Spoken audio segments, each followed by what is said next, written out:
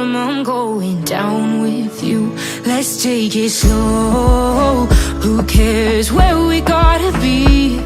You know you'll have a good time wherever you're with me. Let's take it slow.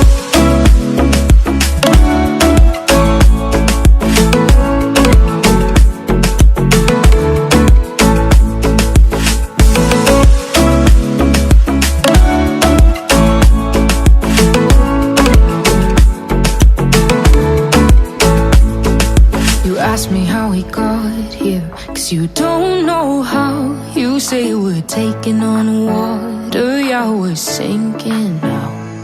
You're looking all concerned, like we're gonna drown. But we both know how to swim, no worries, let's go for it now. Let's take it slow. Where you go, I go too. And if you hit the bottom, I'm going down with you. Let's take it slow. Who cares where we gotta be? You know you'll have a good time wherever you're with me. Let's take it slow.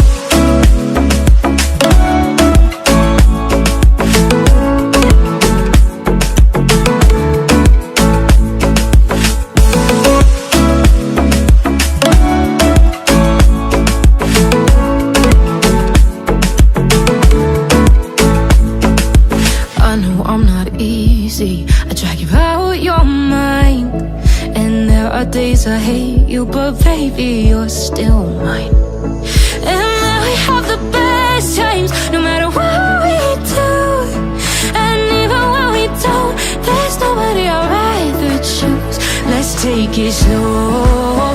Where you go, I go too. And if you hit the bottom, I'm going down with you. Let's take it slow.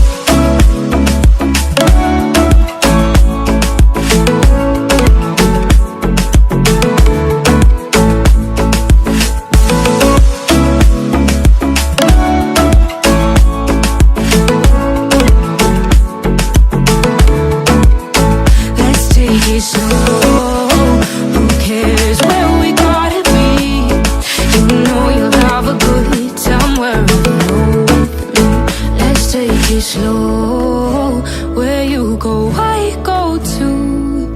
And if you hit the bottom, I'm going down with you. Let's take it slow. Who cares where we gotta be?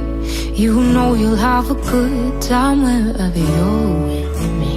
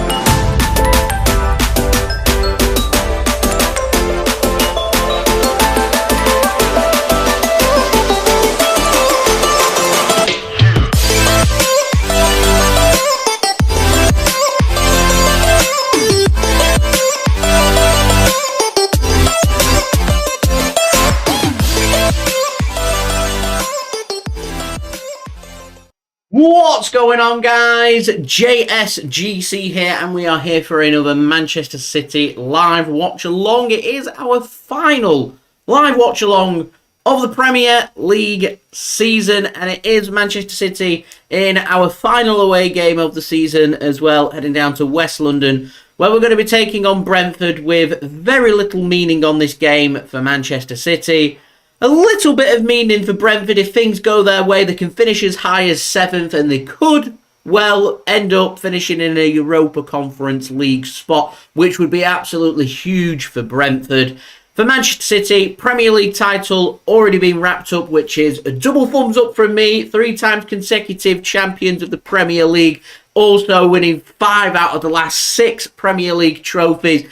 It's very much an outstanding season for Manchester City because progress being shown everywhere, not just on the pitch, but off the pitch as well for Manchester City. And we get to fully celebrate and we get to wrap up what has been a fantastic campaign in the Premier League for Manchester City this season. But before we do crack on with today's live watch along, make sure, like always, if you are enjoying the content, then do subscribe to my channel. We've got 2 more live watch alongs. I know you might have seen on my channel that there's 2 Champions League streams.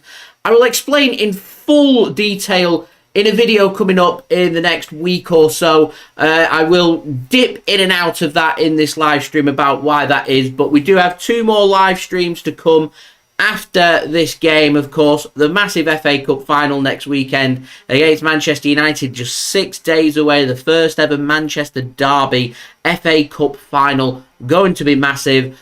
Another live watch along for you guys to look forward to, and of course the Champions League final as well, which what's not to enjoy about that. So some massive games coming up for Manchester City. Loads of important content for you guys to stay up to date first and fast with all the latest Manchester City news, reactions, previews, live watch-alongs. Subscribe if you haven't done so already. That would be much appreciated. As you can see, we're now very close to being less than 700 subs away from 30k. Might be a bit of a stretch to get there by the time the Champions League final's done, but you never know. Let's aim high. 30,000 subs is the aim. Any help towards that would be much appreciated. Also, don't forget as well to leave a thumbs up. 100 likes is the aim. We're already off to an outstanding start to this stream. We're now just, 72 likes away from 100 likes. Last game of the season in the Premier League. Let's make it a 100 like live stream. That would be absolutely fantastic. Also, don't forget as well, social media links. They're in the description below.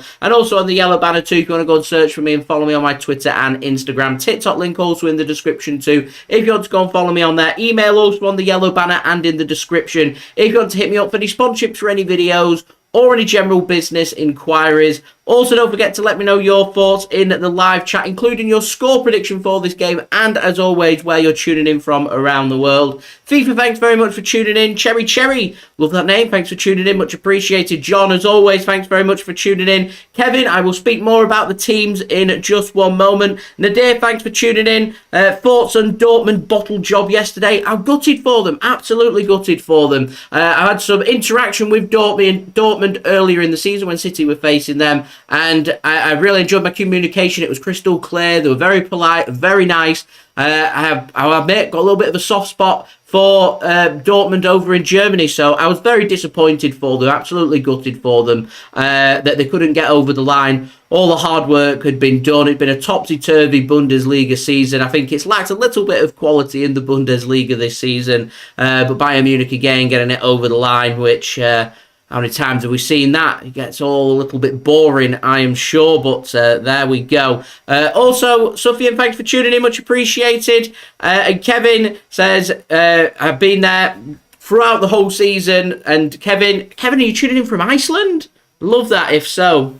Love that. So yes, do let me know all your thoughts in the live chat, where you're tuning in from, and your score prediction for today. Now, finally, I just want to give a big shout out to today's video sponsor, which is brought to you by BetMate. Links and details, they're in the description and also in the live chat. It's a free app to download. It is only available to those in the UK only. You have to be 18 or over to play. And BetMate are running a massive jackpot pot worth £5,000. Details, they're in the description. So if you're in the UK, 18 or over, download BetMate, free app to download. Use code JSGC10 on sign up. £10 in free bets. and come and join this jackpot. I'm in. You just simply select all your predictions for the results for all 10 games today. You get all 10 correct, and you're the only person that does so. £5,000. £5,000.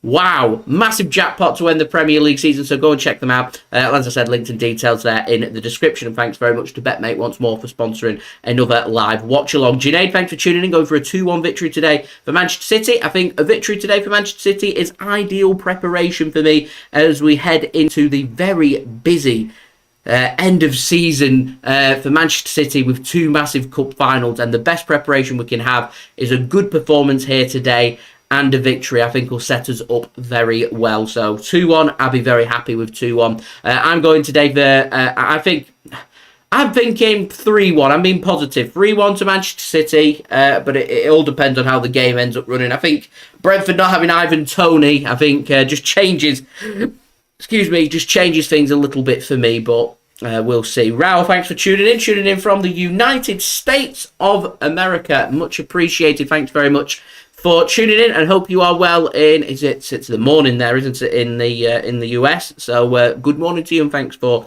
tuning in. So we'll go through the lineups then for this game between Manchester City and Brentford, taking place at the Brentford Community Stadium. JSGC does have his phone on charge, because normally I just read it out off my phone. Not going to be able to do that currently on charge, and I'm going to need that because it's not been broadcast live in the UK.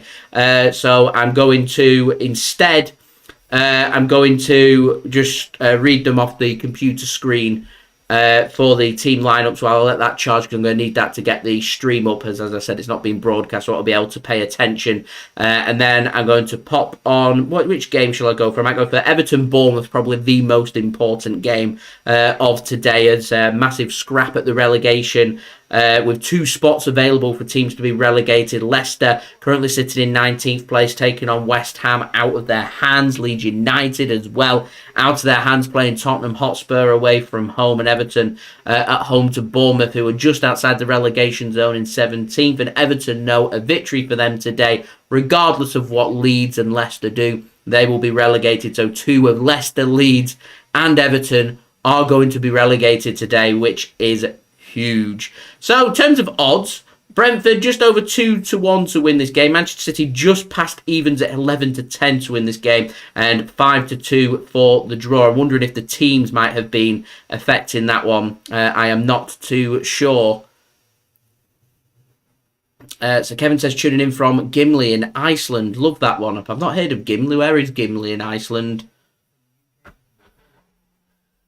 I've not heard of that one. JSGC's been improving his knowledge on Iceland, because in 1 week's time, JSGC will also be in Iceland. So that's why showing some interest there on where Gimli is. So we'll go through the teams for today. We'll very quickly go through today's opponents. Brentford starting with David Raya in goal and captain in Brentford today.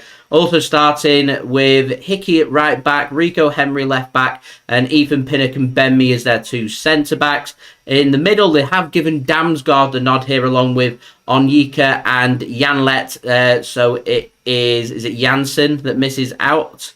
I think it is Janssen that misses out, as Mbuemo starts on the right, Jorgensen starts on the left, and it's Wissa given the nod out on the left-hand side. On the bench for Brentford today is Shea, De Silva, Godos, Ajer, Strakosha, Baptiste, Ramusen, Stevens, and Trevitt. And your Manchester City starting 11 for today is Ederson starting in goal, given the nod. Of course, I'm expecting him to potentially be starting our last couple of games. So Ederson given the nod to try and keep him nice and sharp. Kyle Walker starting again. He's like a machine here, starting and captaining Manchester City today alongside Aymeric Laporte, I presume, going through the middle, and Nathan Ake returned back to the Manchester City starting 11. I presume he's going to get 60 or 70 minutes under his belt, trying to prove his fitness ahead of the FA Cup and Champions League final. It's Kalvin Phillips and Rico Lewis starting as City's 2 holding midfielders for today, with Rico Lewis inverting as our fullback. I suspect it's going to be Sergio Gomez playing ahead of them, with Phil Foden going through through the middle and playing just behind Julian Alvarez with Riyad Mahrez on the right wing and Cole Palmer on the left wing, but certainly not full strength that from Manchester City, but a pretty strong bench made up of John Stones, Ilkay Gundogan, Erling Haaland, Rodri, Ortega-Moreno, Bernardo Silva, Charles Robertson and Knight. Now I'm expecting Stones, Gundogan, Haaland, Rodri and Bernardo Silva all to be starting next weekend and the Champions League final, and I would strongly recommend for Pep Guardiola that all 5 of them players were allowed 5 subs are used at some point in this game to keep them in tip-top shape, nice and sharp ahead of them 2 big cup finals. It would be, on normal circumstance, I'd say it'd be great to get Robertson and Knight and Charles some games for Manchester City, but for me, it's all about keeping the players sharp, keeping them fresh, and making sure that they're ready and set to get the job done for me. So there we go. So Gimli is a cultural heartland of Icelanders in Manitoba and the country as a whole. There you go, learn something new every day. So JSGC does have some pre-match entertainment for you guys to enjoy, but before I'm going to roll that, very interesting is there's currently a game taking place in League 2, if anyone's interested. And local to Manchester City is Stockport. And Stockport County are taking place today against Carlisle in the League 2 playoff final. And that's finished 1-1 after extra time. And it's gone to penalties, so I think I'm just going to do my reaction to the penalty shootout because that's what I've got on right now. Before I'm going to flick over to the relegation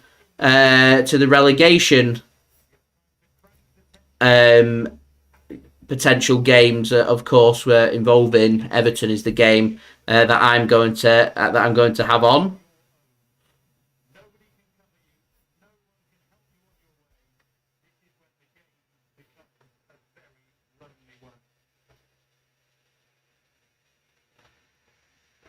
So it's Stockport up first. John supporting Stockport. So we're going to cover that right now. Penalty shootout. First one up steps. Going to be Stockport shooting first.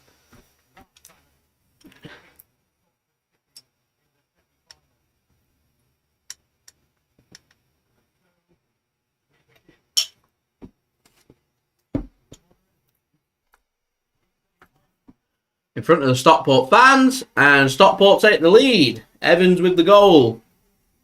Sends the keeper the wrong way. Keeper goes to his right. Evans strokes it to the left.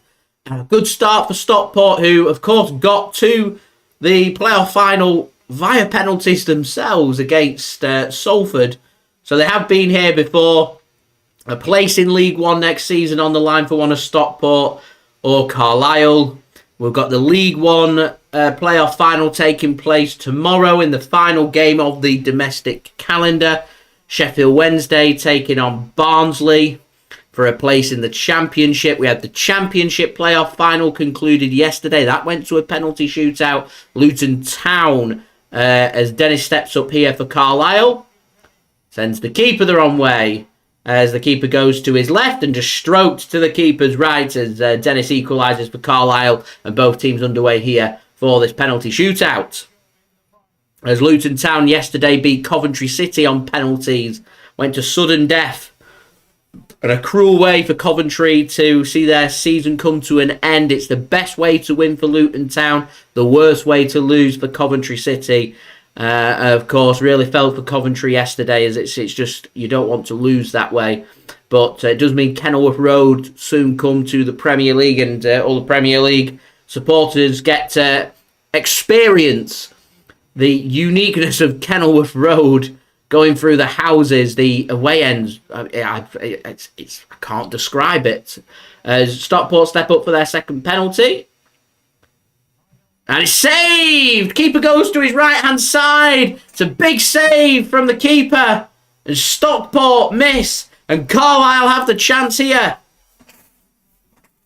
They have the chance here to take the lead, albeit pretty early on. Keeper keeps his foot on the line. It's a legit save. It's a poor penalty. Keeper goes to his right. It's not low, it's not hard, it's not in the corner. Ryder has missed. Good save from the keeper. And Carlisle now have the chance to take an early advantage here in the penalty shootout after 2 spot kicks each. And it's just comfortably stroked away there by Mellish. And Carlisle lead by 2-1 here. And Stockport County can't really afford any more misses in this shootout. And this next one is a massive one. How's the nerve for Stockport County? It's a cruel, cruel way to lose. A really cruel way to lose. But a game has to come to its conclusion. There must be a winner. There must be a loser. There must be a team that remains in League 2. There must be a team that's promoted to League 1. There isn't really any other way of deciding this, really. I know America trialled the one-on-ones where you dribble the ball and try and put it into the net, as keeper sent the wrong way there, and Stockport County in the biggest penalty of the shootout so far is tucked away, and Carlisle now they want to keep hold of their advantage, and the only way that they can do that, score the penalties. They know they've got 3 spot kicks, convert all 3 spot kicks, and there's nothing Stockport can do about it. They will be promoted. So, massive. Absolutely massive. Third penalty here for Carlisle. Takes a breath and just sends the keeper the wrong way. Keeper goes to his right, tucked away to the left. It's a good penalty from Edmondson for Carlisle. And that is 3-2 after 3 penalties. And Carlisle know they could score or get a save from the 4th penalty here. And they're nearly there. How's the nerves, young man?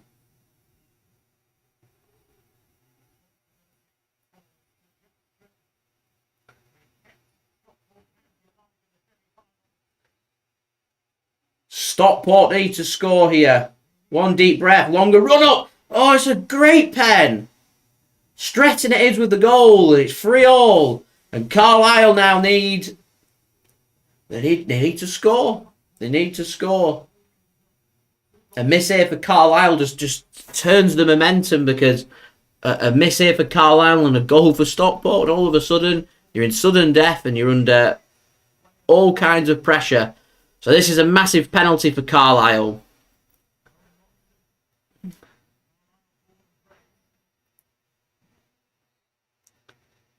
Keeper needs a save. They need something. Penalty comes in. Sends the keeper the wrong way again. It's such a good penalty. There's been 4 good penalties from Carlisle. The keeper hasn't got near it. Moxon it is with the goal. And now Stockport, at the point of no return, need to score and hope that Carlisle miss. Otherwise, it's another season in League 2. And Stockport finished 4th. Top 3 go up in League 2. So it's cruel. It's really cruel. Carlisle, of course, finished 5th.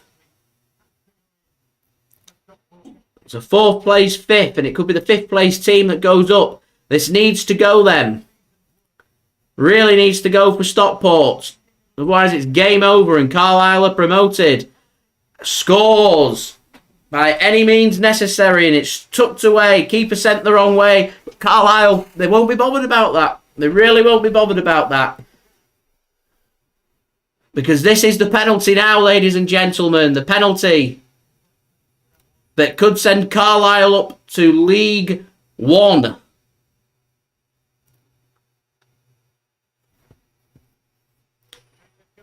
They need a save. Keeper made a couple of saves against Salford in the semi-final. Doesn't make one here. And Carlisle are promoted, scoring all 5 of their penalties. And Stockport County are going to be spending another season in League 2.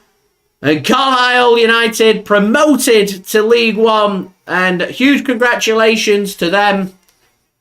Some absolute scenes there at Wembley. And Carlisle United march on up the league and into League 1. And Stockport County are going to spend another season. Commiserations to them in League 2. Got to feel for them finishing 4th as well.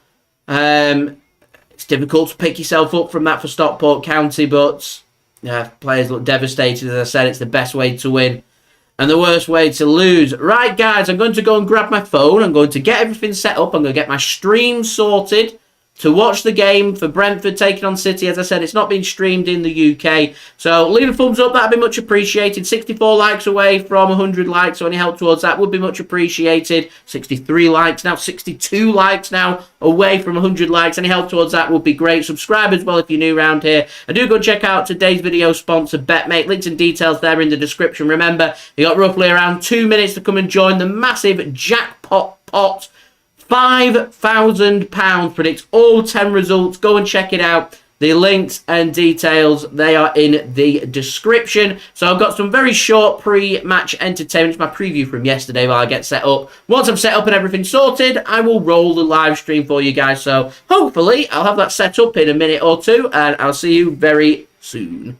What's going on, guys? JSGC here, and we are here for another Manchester City video. Today we're going to be doing the final preview in the Premier League for the season for Manchester City. That's right, it's game week number 38, a season that started for us all the way back in July when we faced Liverpool in the Community Shield, and it seems like forever ago since we played our first Premier League game of the season away against West Ham. Saw Erling Haaland score on his Premier League debut in a season that saw Erling Haaland become the leading all-time top goal scorer in the Premier League in one season. What a debut season he has had, and what a season Manchester City have had as well, and the Premier League comes to its conclusion this Sunday. On Sunday, the 28th of May 2023, we're heading to West London, to Brentford.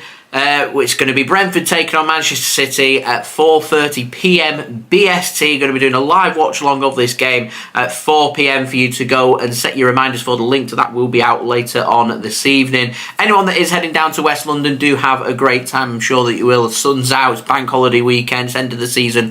What isn't to like? Also, if you want to watch this game in the UK, you're going to have to use the streams, I'm afraid, as there's other games that have been selected for TV instead, including the big relegation fight, which we'll speak more about in a few moments. So before I do crack on with this video, make sure, like always, if you are enjoying the content, do subscribe. Social media links there in the description below and sliding across at the bottom of the screen if you want to go and follow me on my Twitter and Instagram. Email also in the description too. If you want to hit me up for any sponsorships for any videos or any general business inquiries, TikTok link also in the description if you want to go and follow me on there. Also, don't forget to leave your thoughts in the comments below, including your score and team prediction for this game.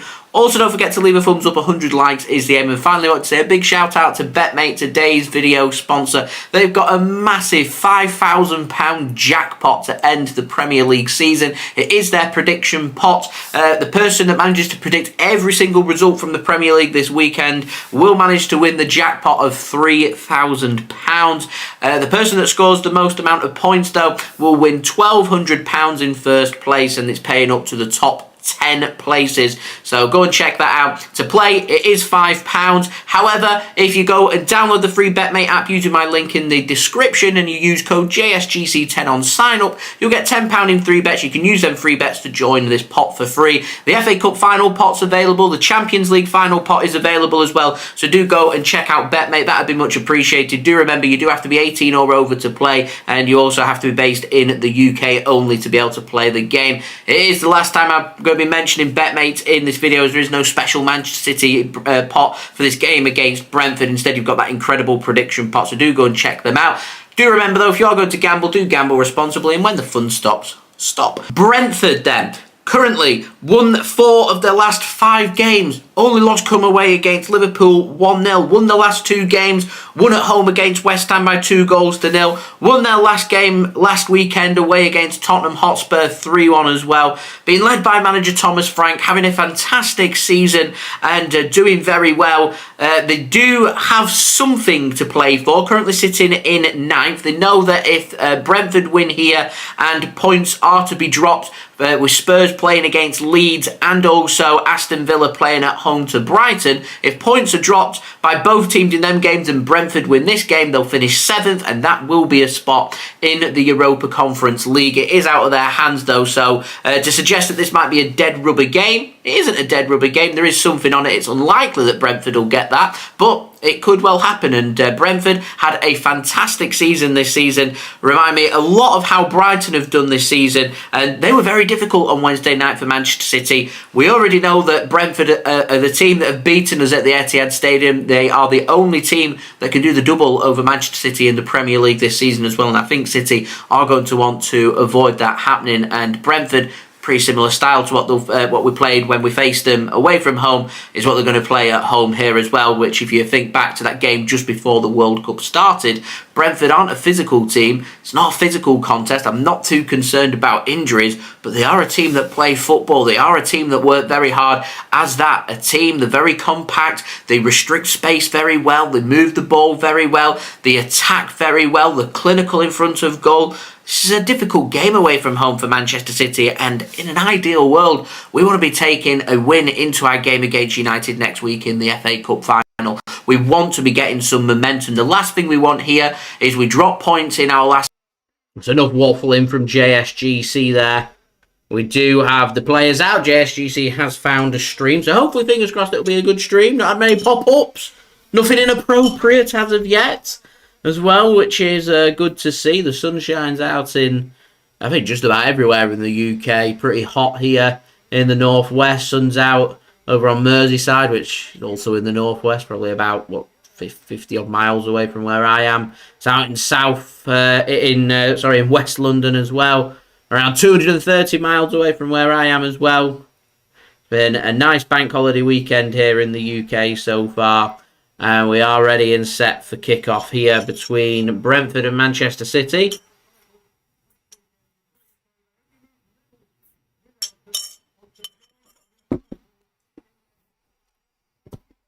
There's my stream. Perfect timing. Decides it doesn't want to work anymore. So I'll just do a quick refresh and hopefully that'll get that one sorted for everyone.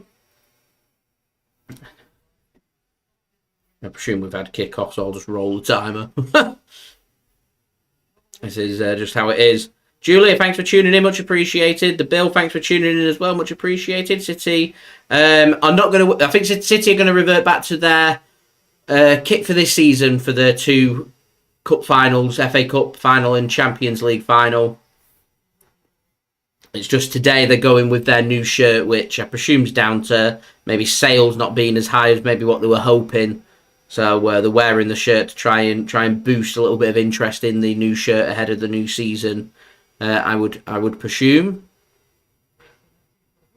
A bit of a dead rubber as well for Manchester City, so no real meaning on the game. So they've got no reason not to try the new kit. Because I said in the last stream, I was surprised City didn't go with it, but there we go. Good afternoon, Mixid. Thanks for tuning in. I'm having a bit of a mare here now. My streams have just all started to not work on me, which is not good. But in the meantime, we have a game of more meaning on the screen. Everton taking on Bournemouth, keeping an eye on that.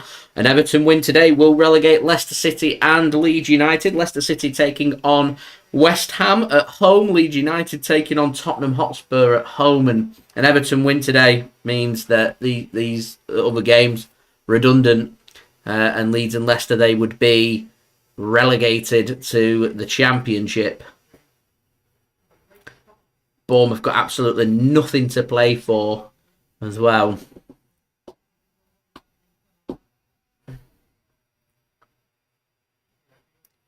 Mixid, thanks for tuning in. It is one more for the Premier League. Then it's on to the finals, the FA Cup final and the Champions League final. As currently, I've seen nothing of this Man City game. It got straight to kick off. They were ready to kick off, and then not seen anything of the game since. Or my stream seems to have stopped working, and I'm not really sure why. I'll see if I can find maybe an alternative one. It's where we could do with, because I saw Manchester United. They have somebody who just streamed every single United game on Twitter, and if it gets removed, he just pops another one on because there's that many that's been broadcast around. But Man City don't have anything like that, so I have to go hunting and digging. As Bournemouth could be in here, good bit of defending from Everton. Remember, a draw not good enough for Everton today. They need to win. It only takes one of Leicester or Leeds to, I think, to win and drop points for Everton. And with a new stadium coming up, they really can't afford to be relegated, can they? Really can't afford that to happen. So yeah, Mick Sid hoping to have, for his team, Preston North End, hoping to have a good away day on Merseyside, because if not, he's got some away days coming up which are a little bit of a trek, which I'm sure I'll be hopping along for some of them as well. Which means I'll be in for a bit of a trek. There we go. Right, I've got high hopes for this stream. I've got a feeling it's going to work. As I said, not got anything to comment on with here with City, because I've not actually seen anything. As Tottenham have taken the lead early against Leeds United, and that could be a disaster. Leeds United set for the Championship, maybe. Nothing's working, man. Nothing. So, yeah, Leicester's got a better goal difference than Everton, so a Leicester win and Everton drop points here. Everton will go down. So that's something to keep an eye on. Still trying to find a functioning stream. So please leave a thumbs up. That'd be much appreciated. We're now just 59 likes away from 100 likes. Subscribe if you're new around here. And also don't forget to go and check out today's video sponsored BetMate. Links and details. They're in the description and also in the live chat. Alright, see if this one works.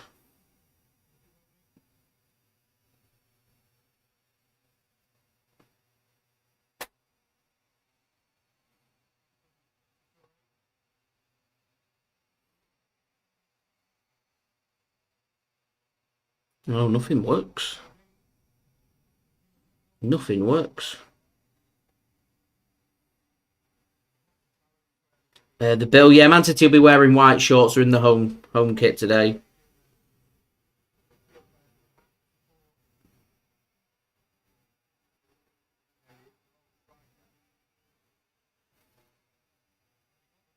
See if there's anything on Twitter. Someone might be streaming it. You never know.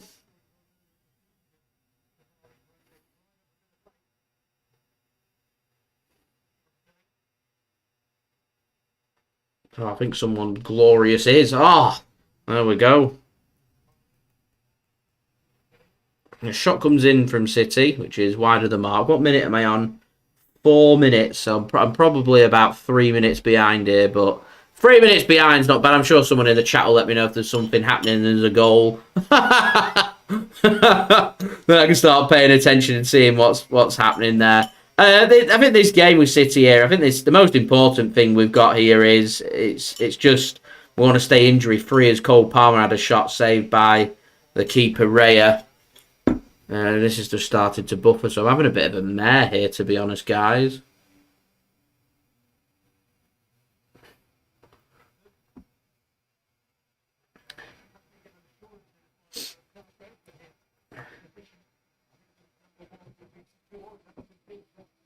I think the stream's back in. The audio on this is horrific, so I'm just going to turn it down because I can't stand listening to it.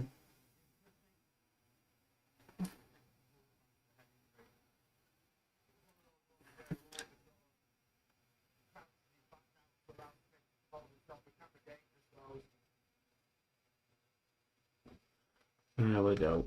All sorted. So it's nice to see Kalvin Phillips getting some minutes. Really nice to see Kalvin getting some minutes here for Manchester City. He was just nudged over, and that'll be a free kick. So yeah, City in the new home shirt today. So sky blue top, white shorts, sky blue socks. City attacking from right to left, playing in sky blue today. And Brentford playing in their home strip, which is a red and white stripes.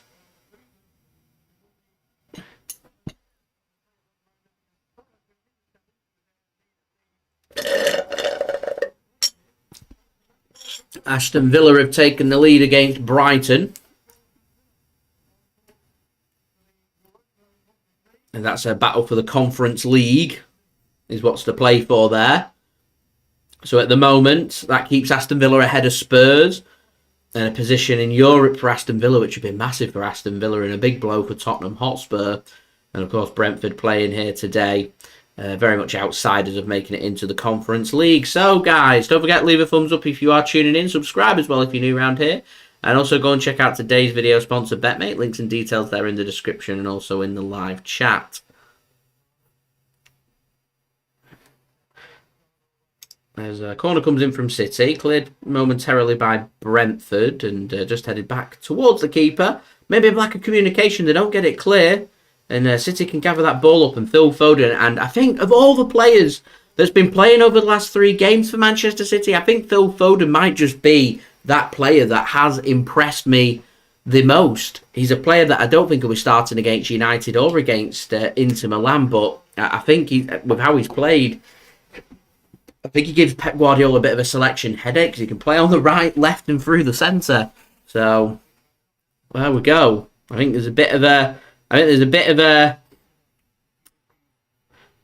selection headache there for Pep Guardiola, in my opinion.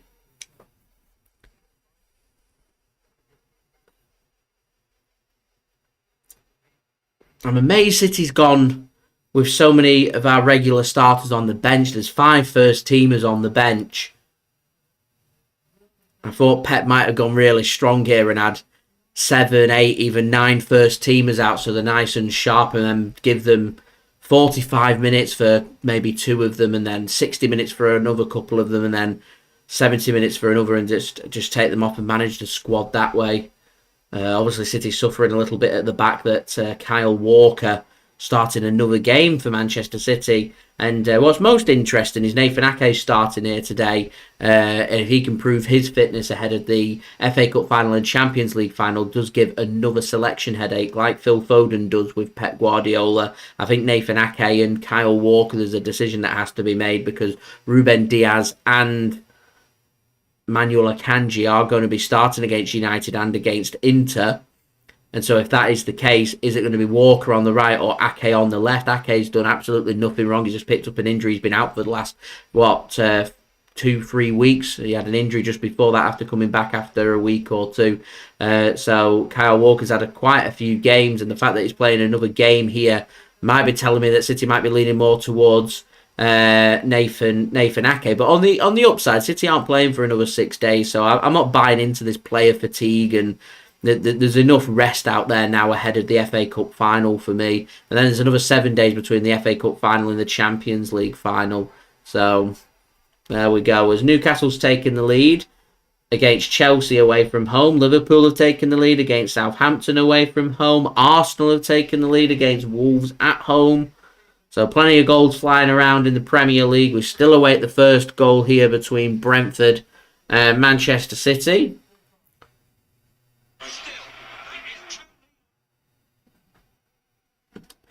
People asking, where's the game being broadcast? The game's not been broadcast in the UK. I find it so odd that you pay so much for your monthly subscriptions to watch Premier League football. I know they have the blackout rule, and I don't agree with the blackout rule at 3 p.m. on a Saturday, but it's 4:30 p.m. on a Sunday, and I see no reason why all these games today in the Premier League aren't being broadcast on one of Amazon Prime or BT Sport or Sky Sports. It just absolutely baffles me. Absolutely baffles me. It baffles me more that it's available readily around the world to everybody, but country that's actually being played in, not so readily available, which I get in trying to encourage fans to go, but this is Premier League football. People are going to be turning up to these Premier League games, whether they're being broadcast live or not. We've had Sky and BT and everything around for a long period of time as Brentford hit the post. A good ball played through. And first big opportunity of the game. And they should have scored. Whisser it was, going across the keeper, across the face of goal. Doesn't keep his shot on target. Pings off the post and out for Manchester City to clear. And City can have control of the ball once more. So real opportunity there for Brentford. As Brentford really trying to press Manchester City and force the mistake. And City get themselves a throw-in. City being put under pressure here. And as I said, it's these games that we've had against Brighton and against Brentford, they've been good challenges for me, for Manchester City. They're good challenges because it helps prepare the players, to me, more so than sharpness, more so than risking injury. tells me which players do I think should be starting or getting towards getting some minutes in these big FA Cup games and Champions League games, and you can find out which players are ready, which players are not. And as I said, Walker, Ake, Foden, to me, these players are all ready, all available, and all in good nick for me to be going into them games and give a bit of a selection headache. And I would like to see, we've got some important minutes here for the likes of Sergio Gomez, Cole Palmer, Kalvin Phillips, Riyad Mahrez, who I'm sure want to give Pep Guardiola a bit of a selection headache. And these players have got a point to prove to say, actually, in the 60, 70 minutes that we get here today, you need to go out there and show why you should be getting minutes in them big cup finals coming up, because if you're not able to do the job away against Brentford and put in a good performance, you're certainly not going to be trusted in a cup final against United next week. You're certainly not going to get trusted in a Champions League final against Inter as well. So I think this is what Pep Guardiola is just trying to find his answer for, as to which players are ready for his squad. Because when it comes to the FA Cup and it comes to the Champions League, City will go with the starting 11, and I'll be amazed if we end up making any more than maybe 2 changes. So realistically, we need a squad of 13, 14 players ready, good to go, all in good shape. City missing, of course, 4 players today. Kevin De Bruyne, one of them, I think he's having personal issues. He was very emotional in that game against Real Madrid, so I'm not sure if something's happened in his personal life. Not that it's any of our business, but if it has, I presume he's been given maybe some extended time off and a good chance for him to have a break, because he has looked very tired at times. Ruben Dias had an injury earlier in the season, has played a lot of games. Great opportunity for City to rest him. I'm amazed we've sent Rodri down there, to be honest. I'd have rested him as well, as Liverpool have taken a 2-goal advantage. Roberto Firmino's Granit Xhaka has got 2 for Arsenal. They're now 2-0 up against Wolves at home. But yeah, who else? It's Akanji as well. He's another player that's going to be featuring heavily in the cup finals coming up. Given a rest here again for City. I know some have been arguing, saying they're not going to be as sharp as what you'd want them to be, having so much rest, but these are players that have played a lot of minutes. But I do agree with the comments that are being made. That's why I'd have sent these players down. That's why I'd have had them on the bench, and I'd have said you can have 20 minutes just to keep yourself sharp.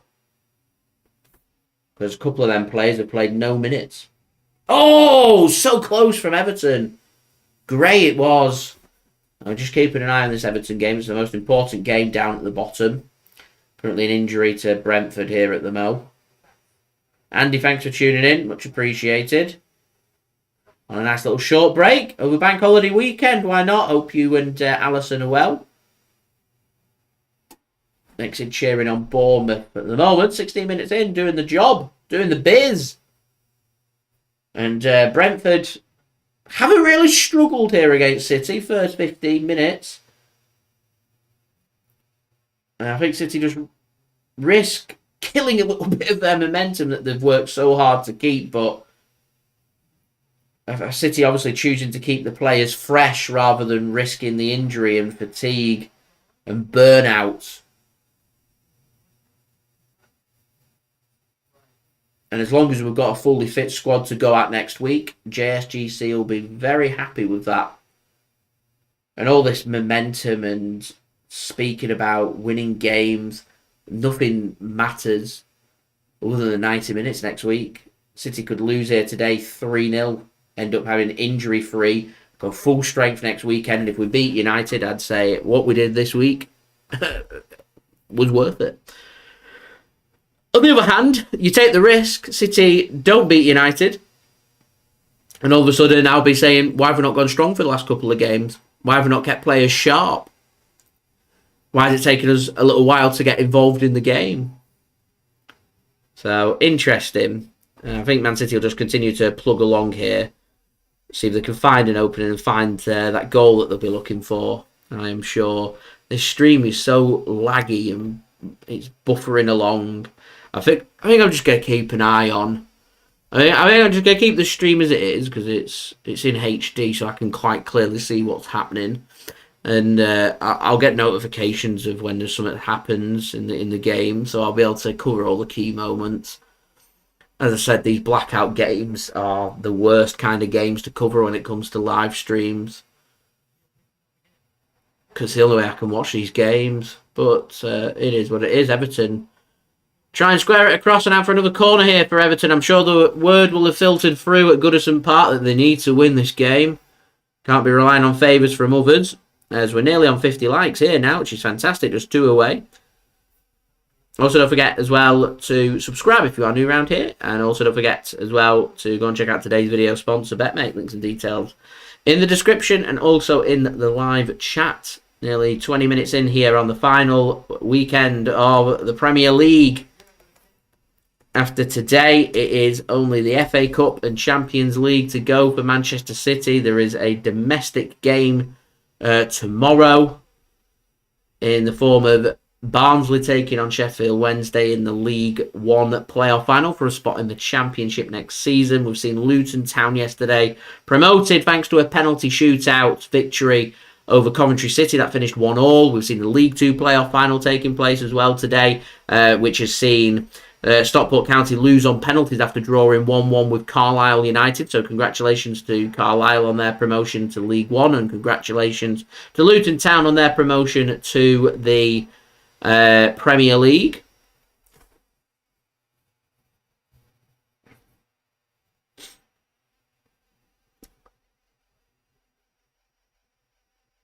Mixing informs me 1-0 Fulham at Old Trafford. Things we love to see as we do hit 50 likes now, which is fantastic. So thank you so much for that. We're halfway to 100 likes. Let's make it a 100 like live stream. That would be absolutely fantastic. This has been a very poor start for City. First 17 minutes. Mixed absolutely spot on with the Luton experience. I think there'll be a lot of Premier League fans. The allocation's so small, so I think Premier League fans will probably want to keep Luton in the Premier League for at least a couple of seasons, so everyone gets the chance to experience the Luton Town experience at Kenilworth Road. It's just 100% just one of them places that you visit once. It's not great. You've done the experience and you don't really want to return. And that was our experience as well at Kenilworth Road.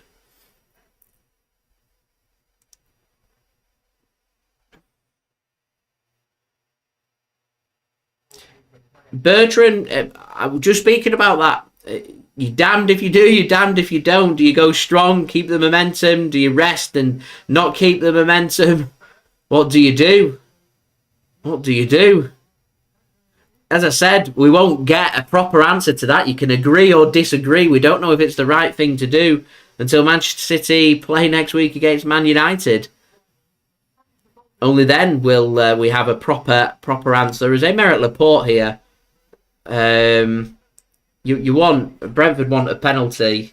I think there's been maybe a little VAR check, but not being given by the referee, and VAR have said happy with that decision. Cross comes in from Brentford. Brentford are such a good team in the air, dangerous on the set pieces. City allowing Brentford just to play football, or allowing them to put balls into the box. And as I said, this hasn't been encouraging. This first 20 minutes, to me, tells me City haven't got it right. And we definitely don't want to be doing this next week against Manchester United. I think the one thing we can't afford is a slow start in either of the cup finals. And I just feel like City this midfield, it's a little bit non-existent for me.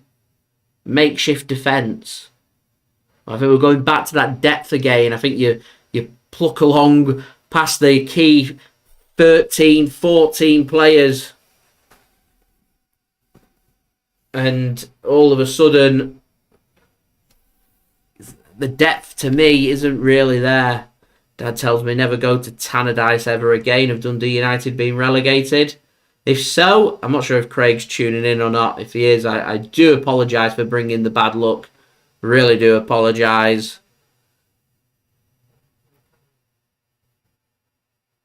Mullen, thanks so much for your kind comment there, and I'm happy that you tune in and watch them. They're very interesting. We've got plenty more planned for next season. We'll be having a good scout. It would be nice to get to. It's so difficult right now to being able to get hold of City tickets for even for home games. Never mind on the road. It's not impossible. I'm sure if JSGC forced the issue enough, I'd be able to get tickets for at least one or two for City on the road. The problem comes if I'm wanting to create videos, I like to have Mixed there because he offers a little bit of an alternative for me. And quite frankly, we've been on the road for years and years and years, and it's just something we enjoy doing. That being able to get hold of 2 tickets is just practically impossible at Manchester City unless you're prepared to do the long distance travelling, which it just never fell right for us this season. We tried Dortmund, we couldn't make it happen. I wanted to do Southampton, I didn't have the finances to make it happen. So we just got to pick and choose. So hopefully next season will be a good season. We'll be able to get 1 or 2 City ones on there. I think will be really good.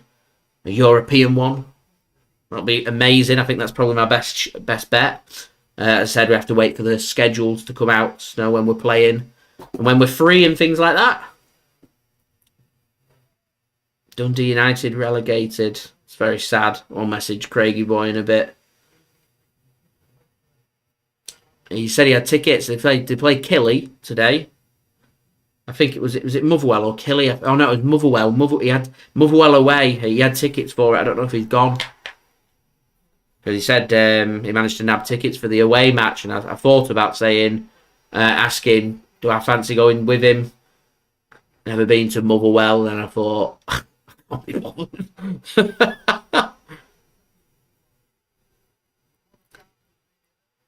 economy it's bad. I mean, look at the prices for. I mean, there's City fans that are going to Brentford today, to Wembley next week, to Istanbul the weekend after.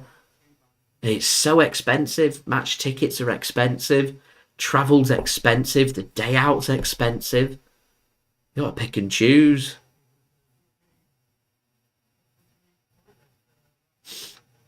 Mixed says wants a special vlog. Bury FC. We bet the return of Bury FC soon come 2023. That'll be a special video. Again, waiting for the schedule. We'll see what works for that. That'll be class.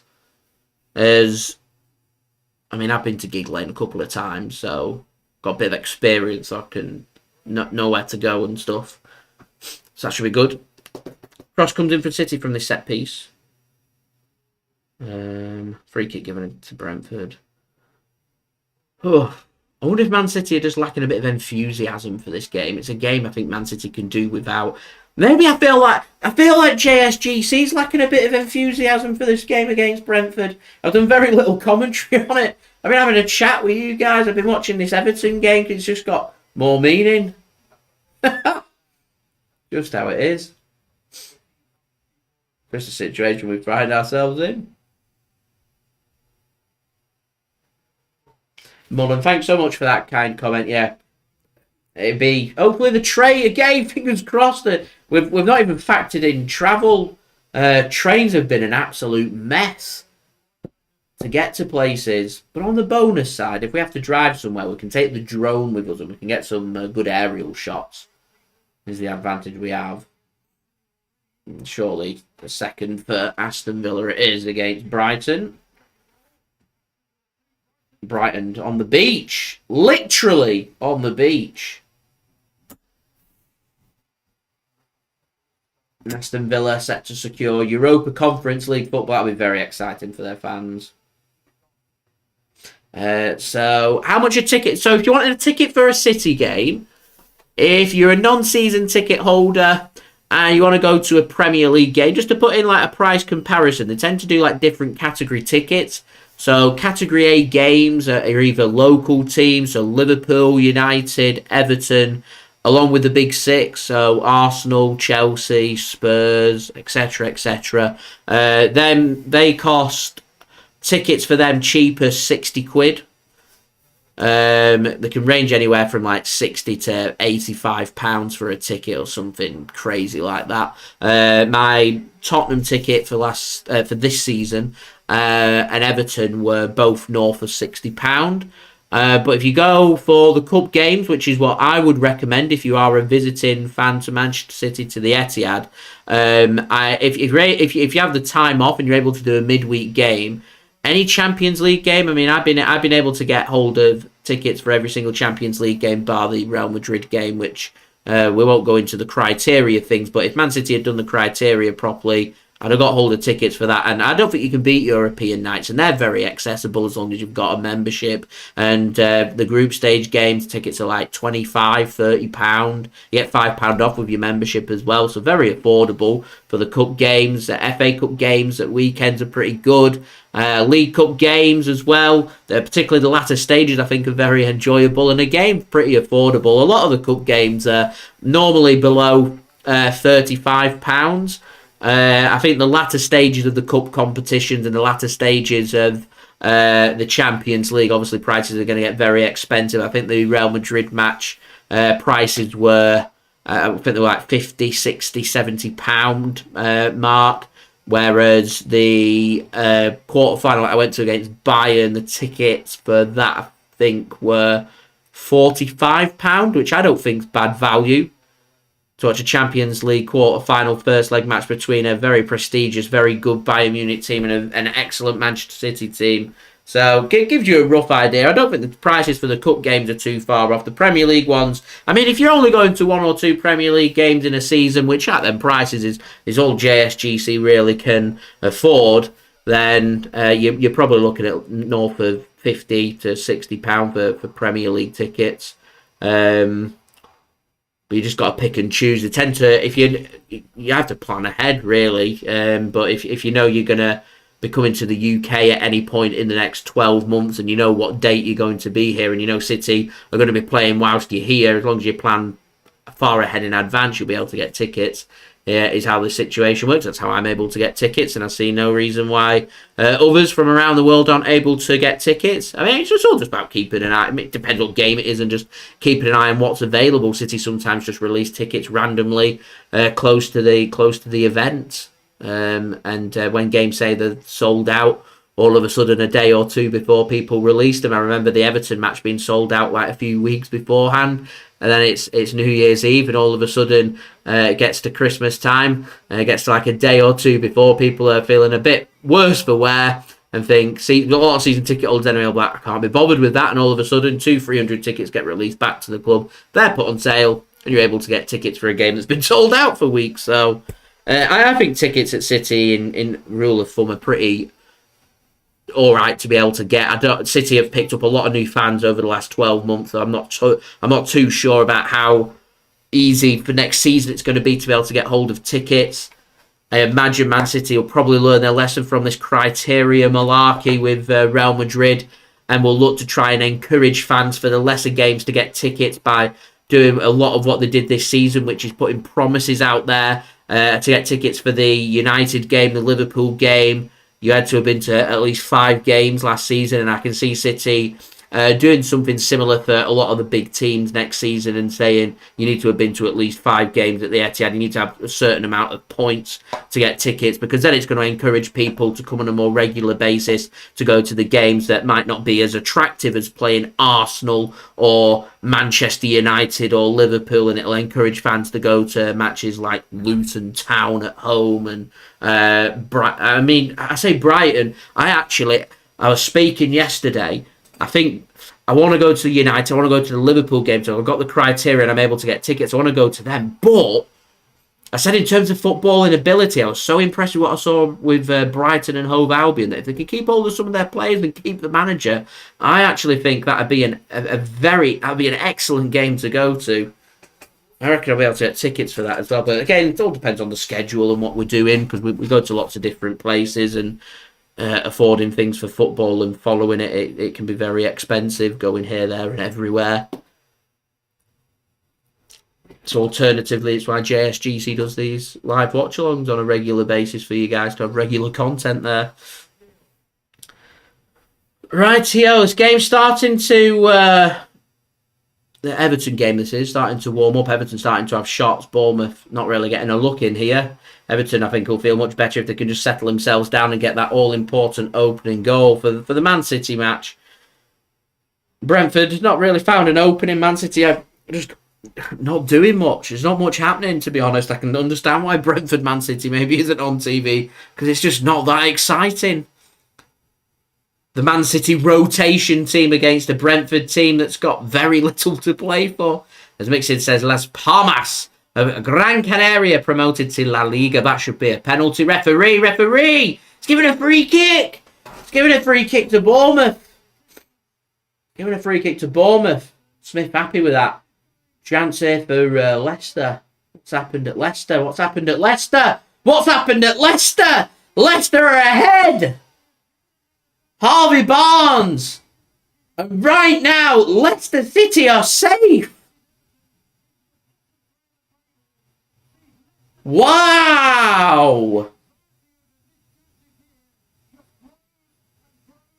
Ooh! Wow! I was going to crack open a beer, but I'm saving them for the Champions League and the FA Cup, so I think I'm going to save them and stick to the soft drinks. Anyway, guys, 47 likes away from 100 likes. Any help towards that would be great. Subscribe if you're new around here. Bet Mee, today's video sponsor. Links and details, they're in the description. Go and check them out. Goodison Park, soon come.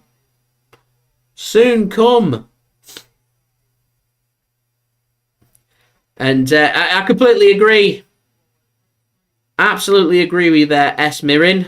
Absolutely agree. They're going to face a massive battle to keep hold of. Well, they've got Alexis McAllister already being linked, apparently close to a move to Liverpool, so there's already a big blow.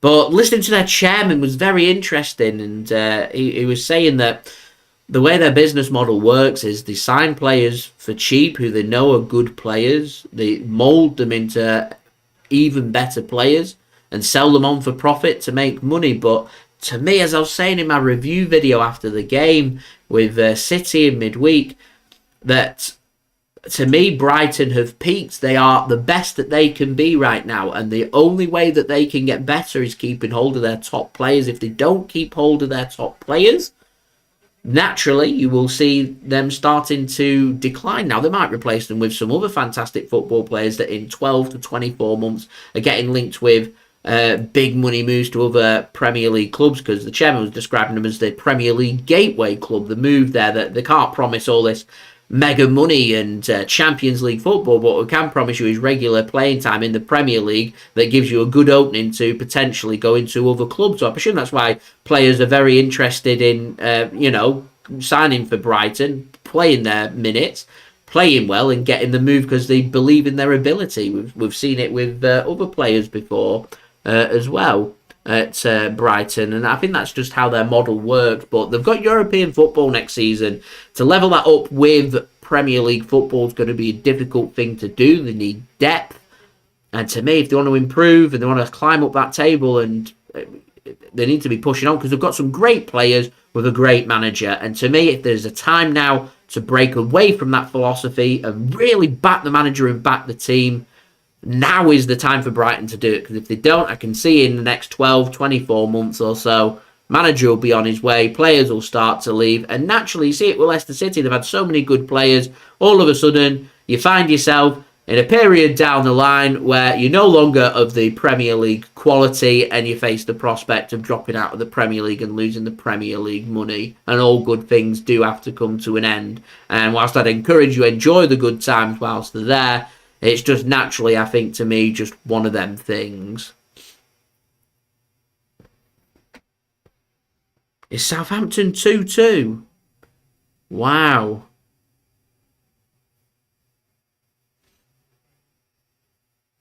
Bloody hell, it is. Southampton 2, Liverpool 2. Liverpool are just a bit all over the place, aren't they? Little bit all over the place. Right, just having a look to see if I can find the City stream again, as the City one's gone off. See what we can find. In the meantime, Bournemouth have got a corner here, you know. Nottingham Forest have taken the lead at Crystal Palace.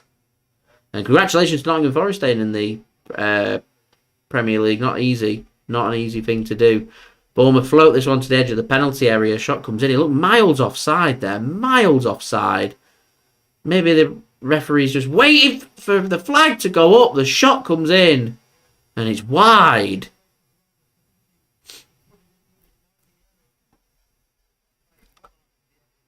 And he's well onside, you know. They accounted that.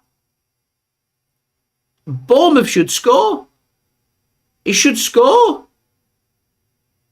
That should be 1-0 Bournemouth.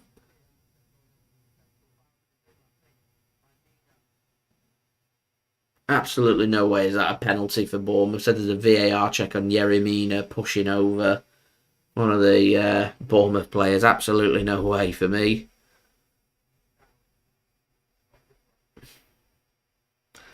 Struggling with the stream here, ladies and gentlemen. Let's see if they've got the other one back up and running. They might have got the other one back up and running, you know.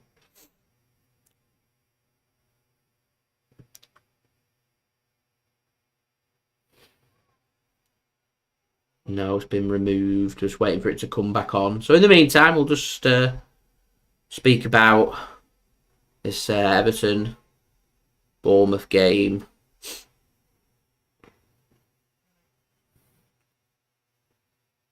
And Bournemouth just starting to get back into this. Just starting to get back into this. As Aston Villa have conceded and Brighton back into it. And maybe that Europa Conference League spot isn't so secure just yet.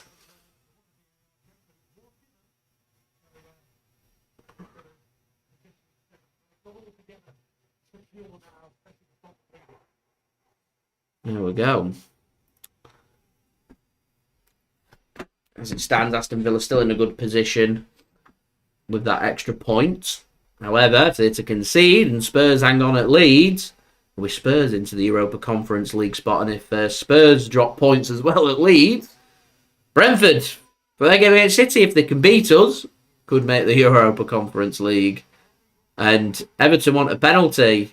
Referee says, no way, Jose. 40 minutes in. Sorry, guys, I'm getting more joy off watching this relegation scrap than I am watching City. It's been a very underwhelming performance from City as Doucouré goes for a long-range effort, which is wide.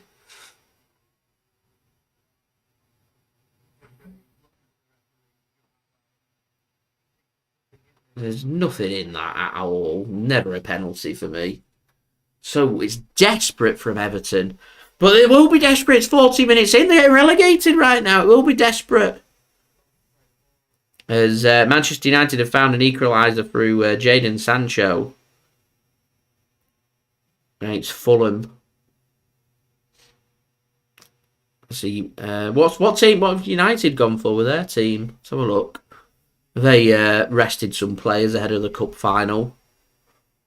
I'm surprised if they haven't. So Arsenal are 3-0 up. Villa 2, Brighton 1. City 0-0 with Brentford right now. Chelsea 1, Newcastle 1. Palace 0, Forest 1. Everton 0, Bournemouth 0. Leeds 0, Spurs 1. Leicester 1, West Ham 0. United 1, Fulham 1. Southampton 2, Liverpool 2. And Dundee United, yeah, they lost. And they were ahead by 2-1. Would a win have been enough for Dundee United today? It would not. Even though Ross County lost to Kilmarnock. So there we go. Dundee United are relegated. So United's team, have they rotated is the question. David De Gea in goal. Dalot starting with Melissa. Maguire and Lindelof. Casemiro, Fred, Fernandes, Sancho, Garnacho and Rashford looks very close to full strength, near enough there. Maybe, Ericsson, Varane, Shaw.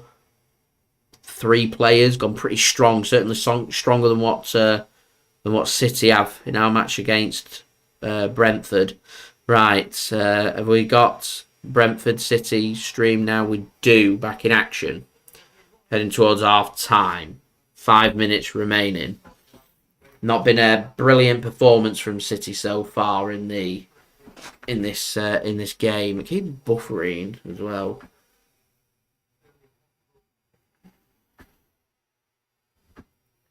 Maybe if I just keep it like that, maybe that'll work. We'll see. Anyway, don't forget, leave a thumbs up. 46 likes away from 100 likes. Subscribe if you're new around here. Press that red button, press the bell, and put your push notifications on. And do go check out today's video sponsor, BetMate. Links and details there in the description and also in the live chat. So we're heading towards half-time here, ladies and gents. Currently 0-0 between Brentford and Manchester City. It's not been the best of games of football, to be honest. Brentford have gone closest, hitting the post. Manchester City kind of struggled to get in their rhythm for this game, to be honest. I don't think Pep Guardiola is going to have too much of a selection headache against United next week. I think it's very much just going to be a case of Ederson starts in goal. We might see loyalty shown to Ortega-Moreno. I've got no problem if Ortega-Moreno does start next week. But I'm expecting one of Ederson or Ortega-Moreno to start. And then it'll be a back three made up of, going off how sharp Kyle Walker should be, I'd probably go with Walker, Diaz and Akanji.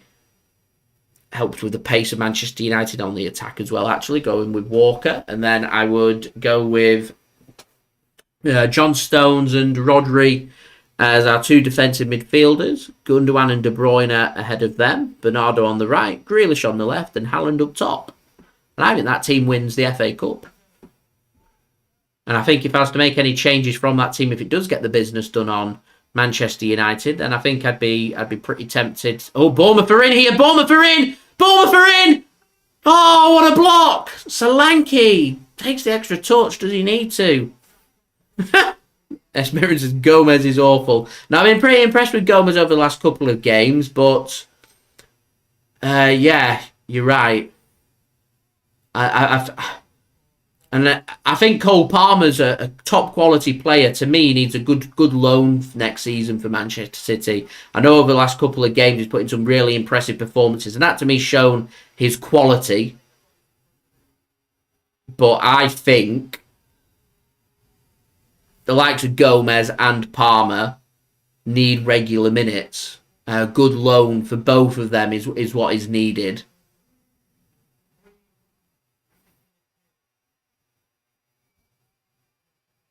If I was City, I'd be having a good look at Callum Doyle as well. He's had a really good season with Coventry City. And I think he will... I mean, he's done so well in the Championship. Will he... I mean, Leicester's got them clappers. I want them to go. They need to be relegated for having clappers. And if you're a Leicester City fan, why are you using them? Tin pot. Absolutely tin pot. Mixon says we can have Liam Delap back. I suspect Liam Delap's probably going to be heading to League One on loan next season. And I think if he can have... I've always been insistent if he can have 46 games under his belt, and I think he'd go on to score 15, 20 goals, because he's a good goal scorer. But you see in here the massive difference between playing under 23s football and playing men's football. There is a massive difference. Some players who don't look as good in the academy adapt so well to the men's game that they really get into their stride. Other players go on to look so good at under 23 level, just aren't that good when it comes to the men's game, and they look out the depth. And I think that's just it. I think it's important for City when managing these young players that you find the right club and the right league. This has been a very... This has been a poor game of football from Manchester City. I think Brentford have managed the situation very well.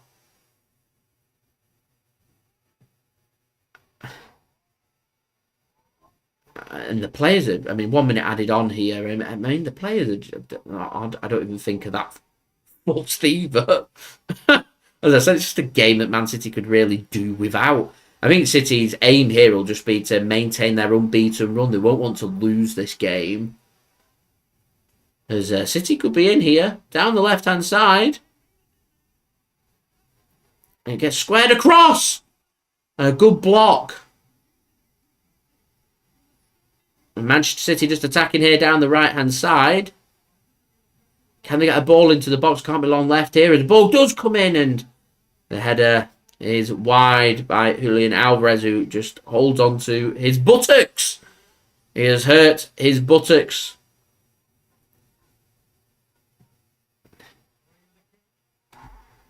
Everton want the... Oh, my camera's gone off. 1 second, guys.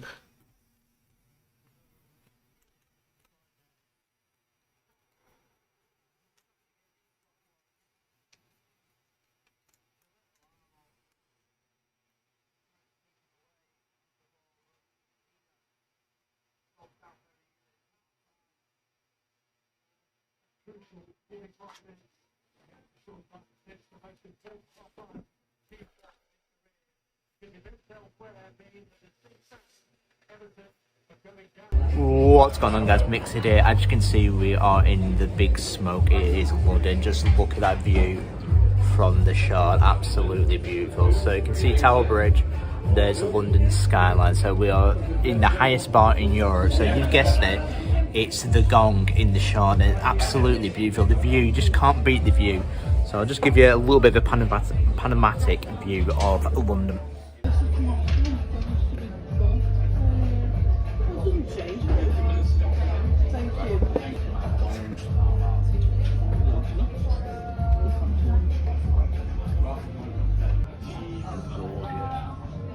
That is beautiful. So I recommend it. It's very much up there, up market. It's expensive, but the view, you just can't beat the view at all. It's absolutely beautiful. So I'm on above the clouds, and Jason's on the Gong Start Martini. So one thing to mention, it's a minimum spend of £30 or on the Gong. So with above the clouds, it's cost me 42 and for Jason 34. So you can go for the Asian, that's a speciality, the Asian cocktail. So you can go for Indonesian, Singapore, Malaysia, everything that you can imagine. So 24, a little bit cheaper on the market as well. But I will show you my cocktail now. So that is above the clouds. So above the cloud, one thing I will say is the hospitality is absolutely world class. So yeah, I love it. It's nice and quiet. So that's why we've got such a good table right next to the skyline.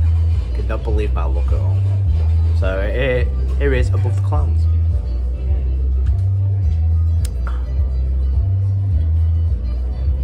So it's very smooth, it's very floral like that. So I'll just give you a quick view of what's in it. So it's got the bitters in it, and there's a few other gritters I'm not familiar with, but it's very, very smooth. It's very floral, very herbal, so I can taste the bitters in it, but that's absolutely beautiful. If you like your aperitivo, you'll like this.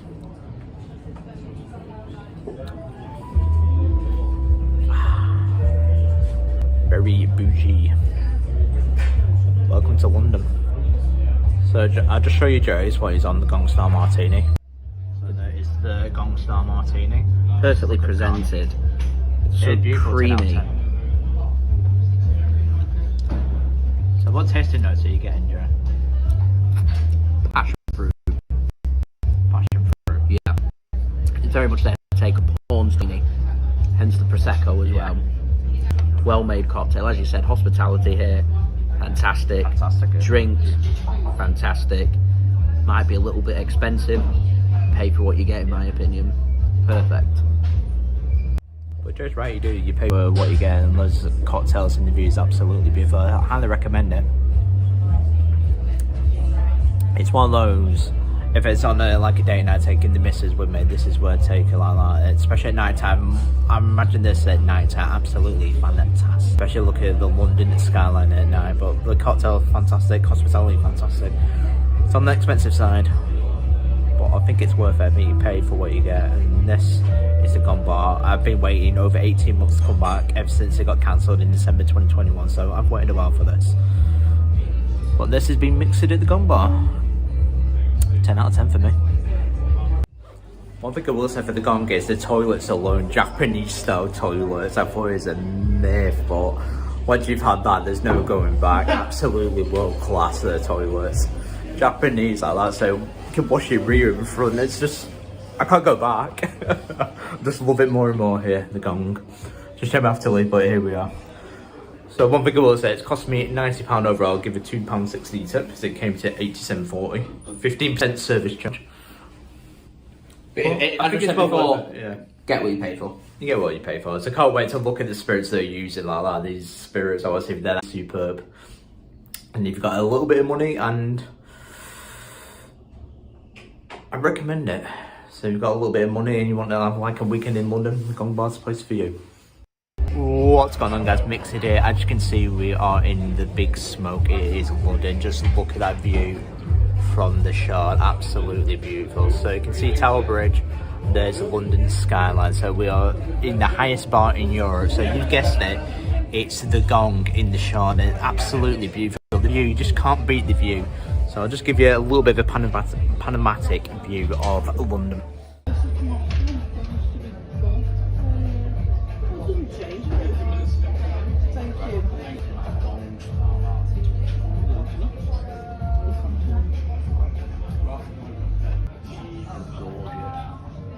That is beautiful. So I recommend it. It's very much up there, up market. It's expensive, but the view, you just can't beat the view at all. It's absolutely beautiful. So I'm on above the clouds, and Jason's on the Gong Start Martini. So one thing to mention, it's a minimum spend of £30 on the Gong. So with above the clouds, it's cost me 42 and for Jason 34. So you can go for the Asian, that's a speciality, the Asian cocktail. So you can go for Indonesian, Singapore, Malaysia, everything that you can imagine. So 24, a little bit cheaper on the market as well. But I will show you my cocktail now. So that is above the clouds. So above the cloud, one thing I will say is the hospitality is absolutely world class here. I love it, it's nice and quiet. So that's why we've got such a good table right next to the skyline. I cannot believe my look at all. So here is above the clouds.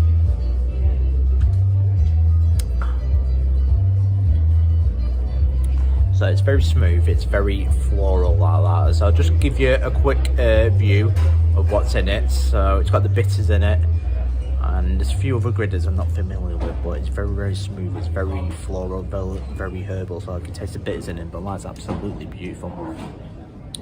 If you like your aperitivo, you'll like this.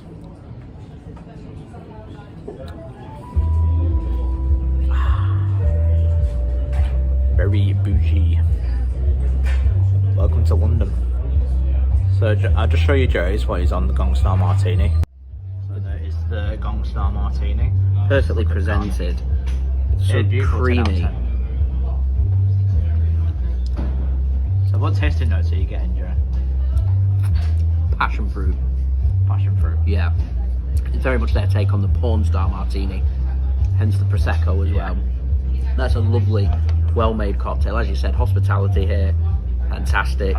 Drink, fantastic. Might be a little bit expensive. Pay for what you get, in my opinion. Perfect.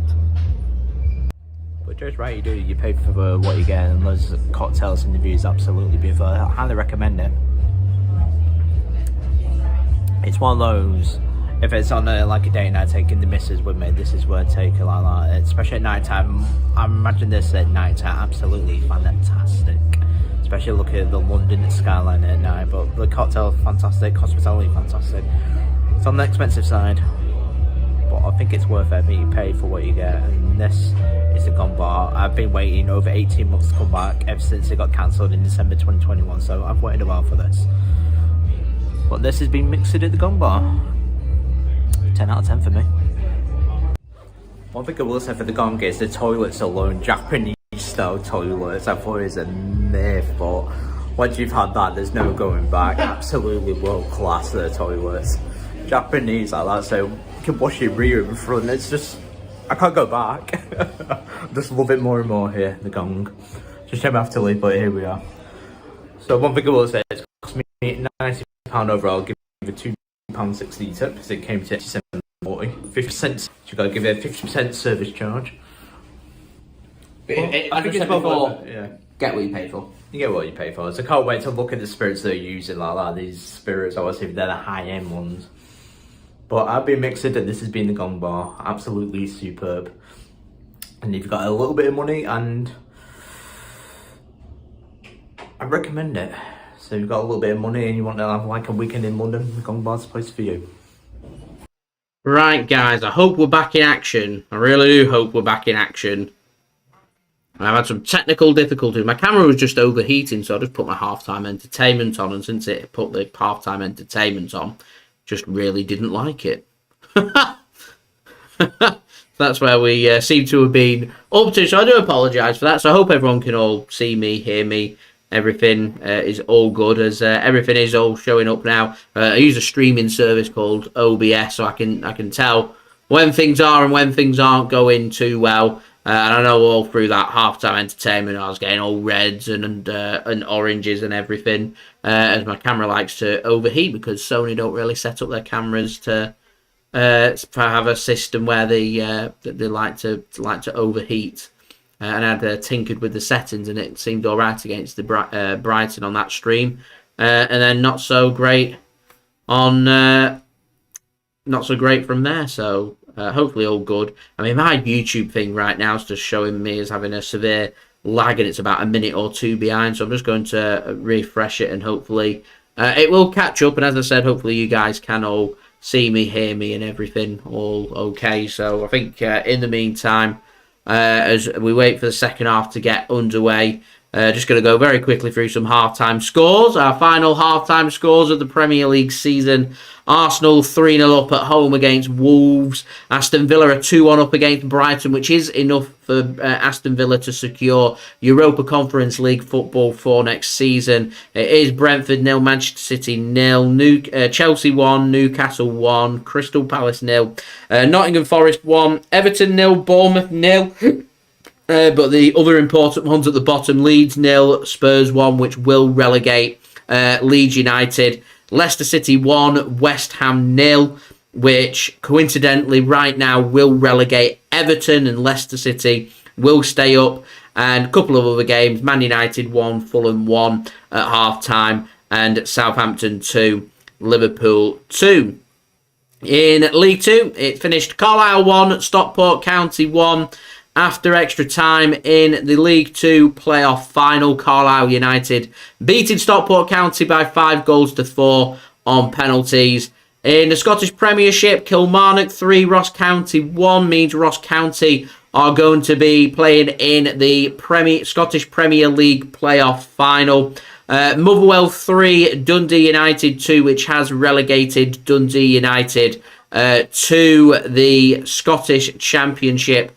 And St Johnstone 2, Livingston 0. You do have some games in Spain as well taking place. I think it's the final game in Spain, actually. At 6 p.m. BST, Almeria taking on Valladolid, Athletic Bilbao taking on Elche, Atletico Madrid taking on Sociedad, Barcelona taking on Mallorca, Cadiz taking on Celta Vigo, Getafe taking on Osasuna, Girona taking on Real Betis, Valencia taking on Villarreal, and Valencia taking on Espanyol. We have had some full-time scores in the Serie A as well.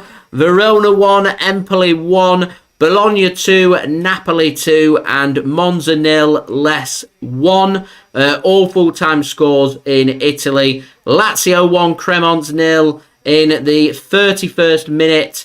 And you've also got Juventus taking on AC Milan at 7:45 p.m. BST. In the Eredivisie in the Netherlands, AZ Alkmaar 1, PSV 2, Groningen 0, Sparta Rotterdam 5, FC Twente 3, Ajax 1, Utrecht 3, Emmen 2, Volendam 3, Excelsior 2, Feyenoord 0, Vitesse Arnhem 1, Fortuna Sittard 1, NEC Breda 1, Camber 4, Valverdijk 0, and Heerenveen 2, Go Ahead Eagles 0, as NEC Breda have... Where have NEC Breda finished in the season? They finished 12th and stay up in the Eredivisie, which I think they'll be pretty happy about. So there we go. Hopefully, as I said, everyone can all see me, hear me, and everything's all hunky-dory is what we like to see. I do want to say a big thank you to Mick Sid, even though it was very laggy. I do apologise for his half-time entertainment. But that was Mick Sid going to Europe's highest bar at the Shard when we went and visited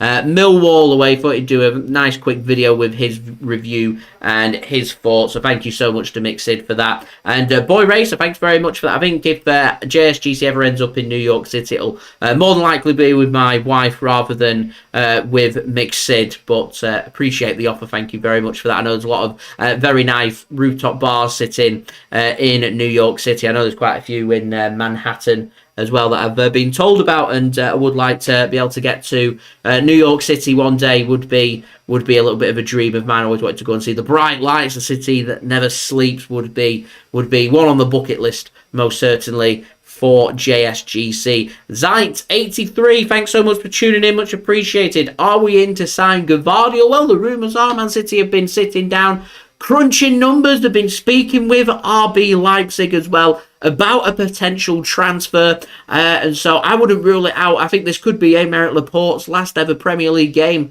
for Manchester City, so I certainly wouldn't rule that one out. And Man City definitely in the market for, I think, at least 3 players this summer. Manchester City having a good look at centre-backs, having obviously a good look at central midfield, and I wouldn't rule out City maybe making a move for a second central midfielder, depending on who leaves, if anyone does leave, and centre-back as well. Full-back's been linked with City. I'm not too sure about that. Maybe a winger as well. We'll have to wait and see. Mixing. So I presume everyone can see me, hear me, and everything's all good. There we go. As Mick Sid, I've just heard rumours that Bury are going to be taking on Preston North End in a gig lane. I'm not sure if that's been confirmed by Ryan Lowe, who's been playing at Gig Lane today as part of a charity foundation thing with Bury FC. So Mick Sid, there you go. Apparently mid-July.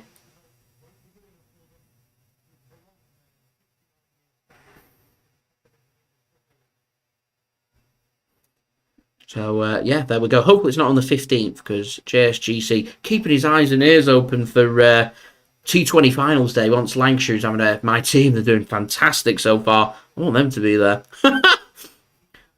So, hopefully not clashing with that date, and it'll be the... it won't be the week before, because they're in... it's going to be that weekend, isn't it? Just know that that's gonna be the case. That's going to be well annoying. Hopefully it'll be on the Sunday or Friday or something. We'll have to wait and see.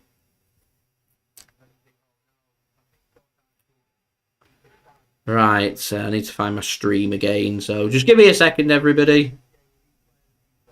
I'll just roll the thingy, the timer, so you know where we're up to.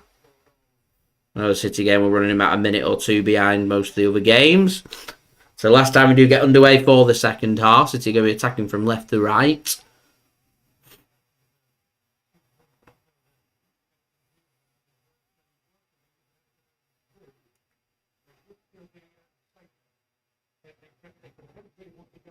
Trying to read through what people are making of the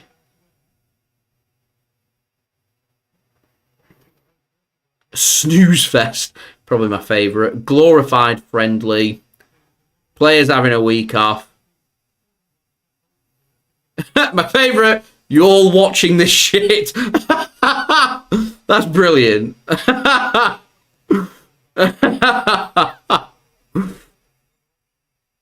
There's some half-time thoughts of the City faithful. Oh, that is funny. Anyway, let me just try and find my stream that I was using.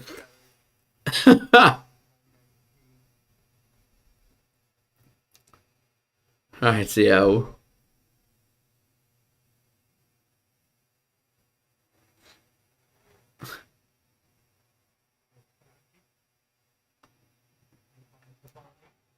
Rightio, got it up rolling.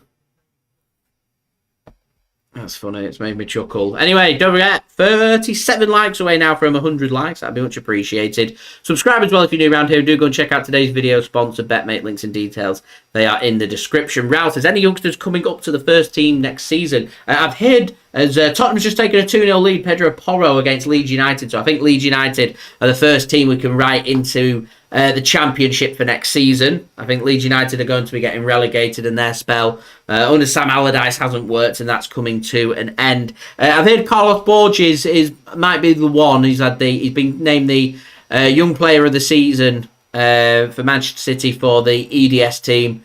And I'd be amazed if Man City don't call up Carlos Borges. He deserves to be called up to the squad. I'm amazed they haven't put him in the squad for Manchester City and give him some minutes to see what he can do. But there we go. And S. Mirren, free first-team player. It could be a very busy summer for Manchester City. We've got doubt on Gundogan, doubt on Bernardo, doubt on Aymeric Laporte. I wouldn't rule out all three of them leaving City this summer. And if that is the case, before we even got around to signing players, there's 3 players that we need to replace. So it could be a very, very busy summer window for Manchester City, and City will want to improve on the squad. So yeah, I think this is going to be a very important, very busy summer for Manchester City. I can see 1 or 2 of the squad players wanting to leave Manchester City as well. It's not even before we've got into the likes of Kalvin Phillips being linked with the exit door, Cole Palmer maybe being loaned out. You've got the situation with Sergio Gomez as well. Joao Cancelo could leave Manchester City. So there's a lot of openings. It's going to be a very busy summer, and I think it might be a case of City will be working on ins.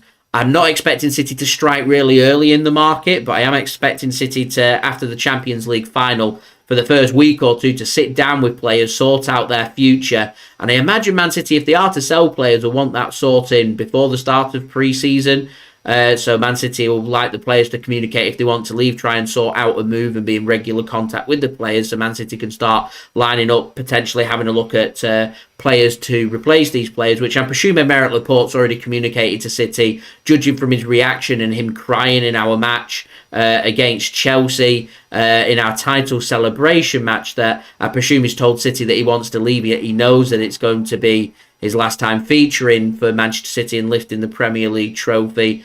And I have a feeling that also Manchester City, with the amount of rumours going around with Joško Gvardiol, that Man City were looking to sort out the future of Aymeric Laporte and already have the player that they're wanting to replace him with. Everton, surely! Oh, they want a penalty! I think the flag's gone up. How have they not scored? How have they not scored? It's a cracking save from the keeper, but how have they not scored? Right, guys, 35 likes away from 100 likes. This Man City stream's just not working. I'm just going to keep it down here and I'm going to watch this Everton game, I think. Because there's just nothing happening in the City game. Nothing. Nothing of interest. I'm sure the live chat will let me know if there's anything happening. So live chat, for the first time, you've got a job. If there's anything happening in that City game, please let me know. And I'll tune in, I'll see what's happening and give my thoughts. Because we've got less than 40 minutes remaining of the Premier League season. And it could be decided on a knife edge as to who gets relegated. There's nothing happening when it comes to Manchester City. Nothing. At the moment, I'm just thinking to myself, do I want to bring these 5 first-team players on in the second half and risk injury? If you're not going to start these players to keep them sharp, is there any point in bringing them on for 10, 15, 20 minutes at the end?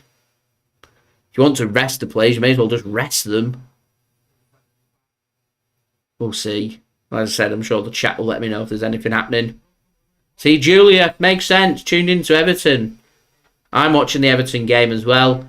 I should really title it Everton v Bournemouth live stream watch along, but there we go. As I said, anything happening with the City game, I'm sure people will let me know. Right, I want to go and get a drink, so I'll be 1 minute. I'm just gonna go and get myself a drink. My drink ran dry. Look, so 1 minute.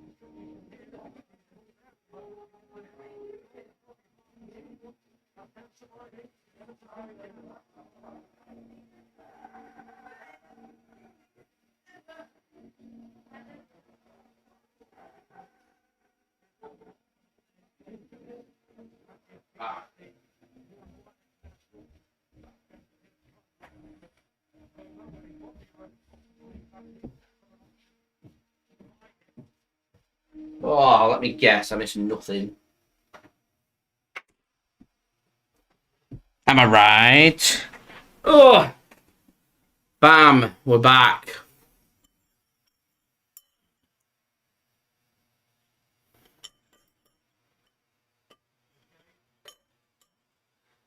MCFC, thanks for tuning in. Much appreciated. I think Everton scored.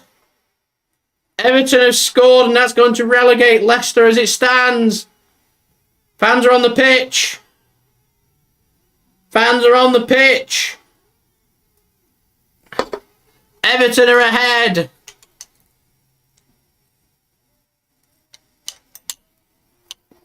Oh, excuse me. And the biggest goal of the day strikes right now.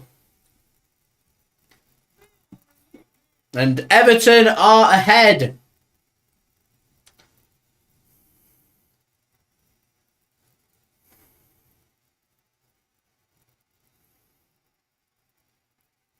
I think it's frustration, relief. There's a flare that's gone off. I don't really know. Is there going to be an Everton pitch invasion if they win this game? As I said, is it relief more than anything else, I think, for Everton? I'm hoping Everton stay up. Just purely off when I've worked with the fan channels. Really enjoyed working with the Everton ones. So hoping for their sake that they'll stay up. Fans are jubilant. Long ball came in. Headed back across goal. Oh, it's a great finish. Doucouré it is with the goal.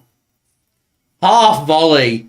Just keeps it powerful, keeps it low, under control. Use the pace. Keeper Rooted to the spot. Defenders can't make the block. Bam. Done and dusted. Everton, they are ahead. And that is the all-important first goal. Bournemouth have nothing to play for, let's not forget. So that's a massive blow for Leicester City. I think Leeds United are already on the way down. But Leicester, they're ahead.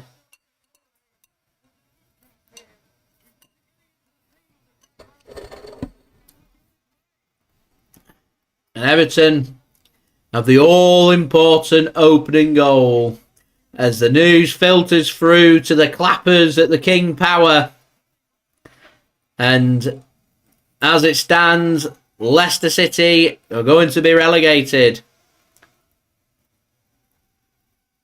I think one thing Everton can't afford to do now is think the job's done and switch off. They need that killer second goal. They've got half an hour to do so. I think Everton are at their best when they're attacking and they're taking the game to their opponents.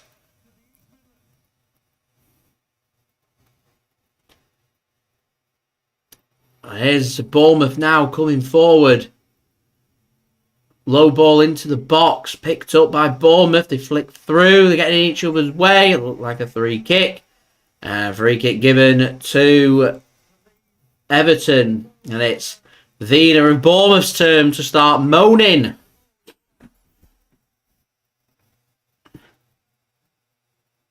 And fireworks are going off outside the stadium.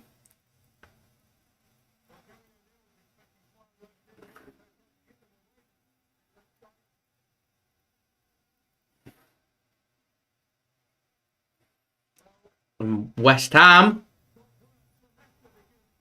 Oh, they've hit the post. West Ham hit the post against Leicester. Nearly a disaster. Nearly a disaster.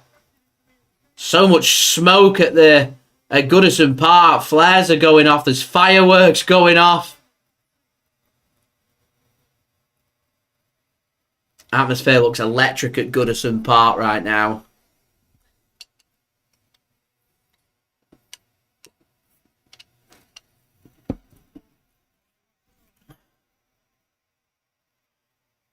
It'd be very interesting what would happen to the future of some of these Everton players. Jordan Pickford would be one of the most interesting, I think, because Jordan Pickford, England's #1, needs to be playing Premier League football. Needs to be playing football at the highest level. Can't do a season in the Championship, being England's #1. So that means he'd have to leave Everton. But where would he go?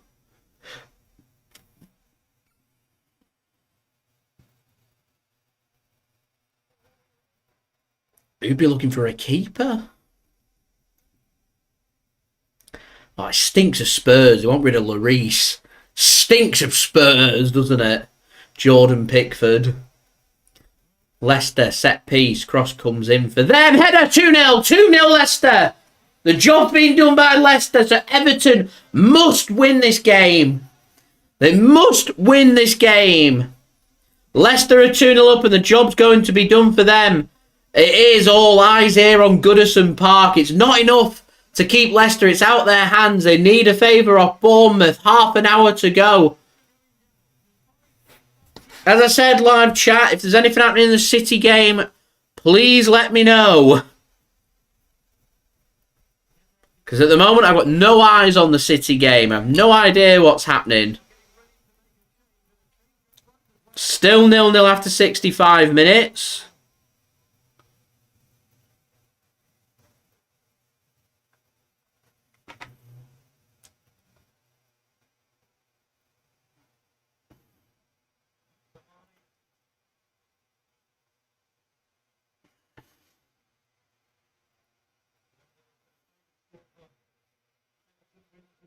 There's just nothing happening in that City game at all. So Nathan Ake's come off on 63 minutes and it shows the intent. Shay Charles is the man that comes on. I don't think there's an injury to Nathan Ake.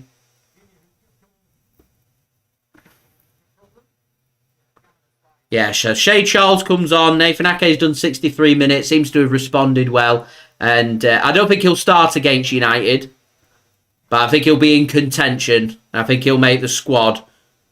and could be a very important player to have to come on for Manchester City in that United game. I don't think he'll start. I think we'll go with Walker. So Shea Charles on for Manchester City, and the fact that we're not bringing on first team players tells me all the intent you need to know for City, and City's intent here is they want to rest players, and we don't want our unbeaten Premier League run to come to an end. But on the opposite side of things, after winning, what was it? Was it 11 games in a row? Could be 2 games in a row that we've not won. And MCFC champions. Anyone know how long I can put corn on the cob in an air fryer for? That might be the most random question I've ever had on a live stream. I do not know. Does anybody know? 20 minutes? 20 minutes is normally a good go-to with the air fryer. What air fryer is it?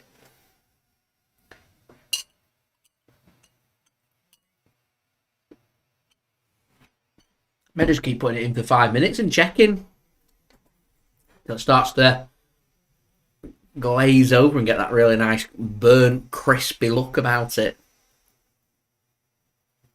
Anyway, we're 35 likes away from 100 likes here, so any help towards that would be much appreciated. Subscribe if you're new around here. Press that red button, press the bell, and put your push notifications on. And do go and check out today's video sponsor, BetMate. Links and details there in the description and also in the live chat.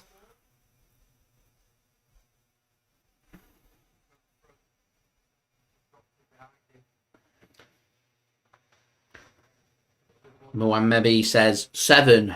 Maybe 7 minutes. MCFC Champion says 12 to 17. There we go. Answer your own question. A Ninja. Right, we've got Ninja air fryers. It's the way to go. JSGC's got a Ninja air fryer just downstairs. Not really getting too much use these days. Not really had the need to use the Ninja air fryer. But decent when they are in use. It's a brilliant goal by Doucouré, and that might just be the goal that keeps Everton in the Premier League, and what a goal it is. Here's Everton coming forward, need that killer second goal, kill this off. Poor pass into the box, and Bournemouth can come away with it. Fair credit to Bournemouth, they are having a pop, it's not like they're just on the beach. Googled it, there we go.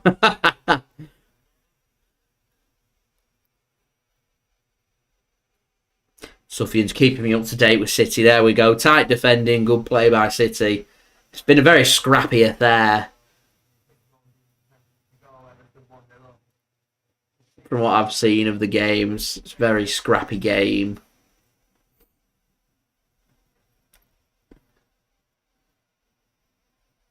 I think City have just taken this opportunity over the last couple of weeks to rest and rotate players, to try and keep players as fresh as possible. Ball gets dinked forward. I've just got a feeling this Premier League relegation race is going to have another twist in the tail.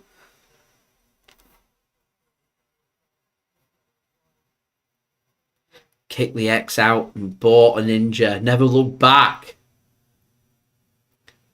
It's like some kind of promo for the Ninja air fryer, that.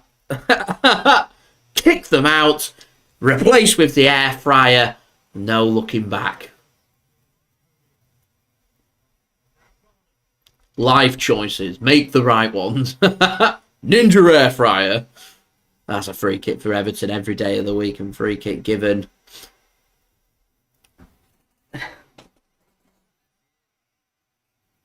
Jefferson Lerma gets told to get gone, and Sensi into the book.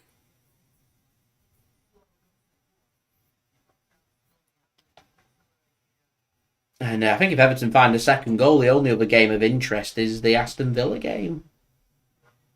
As to whether they can hold on to the Europa Conference League.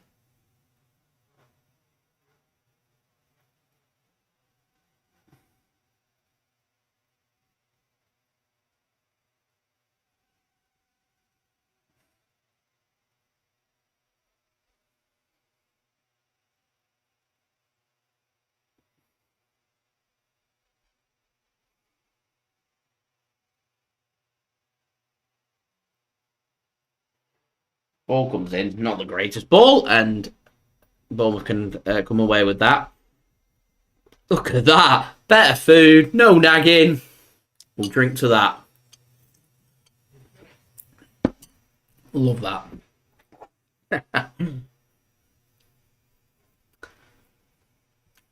Leeds have found a goal. Is it all over for Leeds? Jack Harrison's just found a goal for Leeds. And Bournemouth nearly equalised. Pickford makes a good save.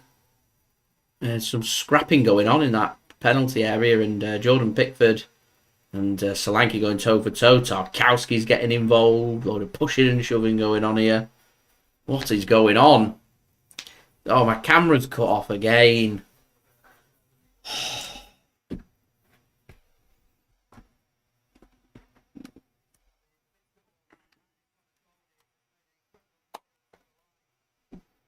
One second, everyone. I'm sure you can all still hear me.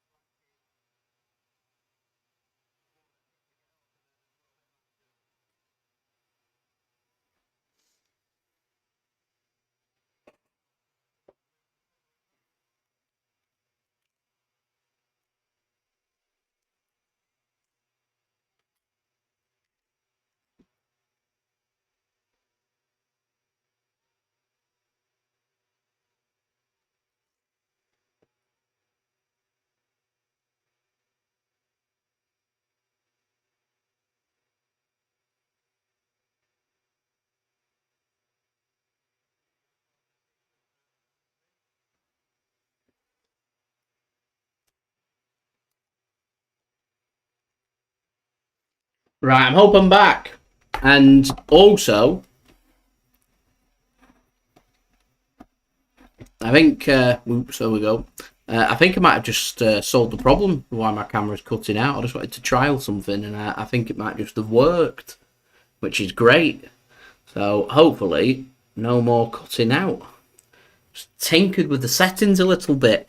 Tinkered with it. I think JSGC might have sorted it. We're getting technical here. I think I've sorted it. Julia, thanks so much for the €2 donation. Free chip. Butchered it. I had the one chance and I've butchered it. Free cheers for Jay. Hip hip hooray. Hip hip hooray. Hip hip hooray. We're celebrating with Premier League champions. Julie, thanks so much for your support this season. It's much appreciated. Dedicated member to the JSGC channel. Julia, you're a legend. You don't need me to sit here and tell you how much I appreciate having your support. Much appreciated. And Mixed informs me, well, game of the day. Southampton 4, Liverpool 4. What's going on there? As Spurs have gone 3-1 up. Harry Kane has just grabbed a goal.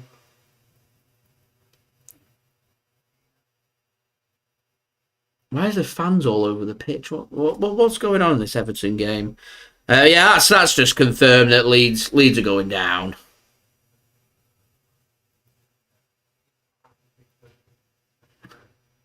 A lot of pushing and shoving going on. Has there been goals in every single game other than Man City's? There hasn't there? Wow. I think Southampton were 2-0 down and went 4-2 up. But now it's 4-4. That's a mental game. United have gone 2-1 up. Bruno Fernandes. Perfect preparation for them. They'll be thinking against Man City. No rest for the wicked. Keep the momentum and keep it going. Man City just coasting along. Though there's no care in the world.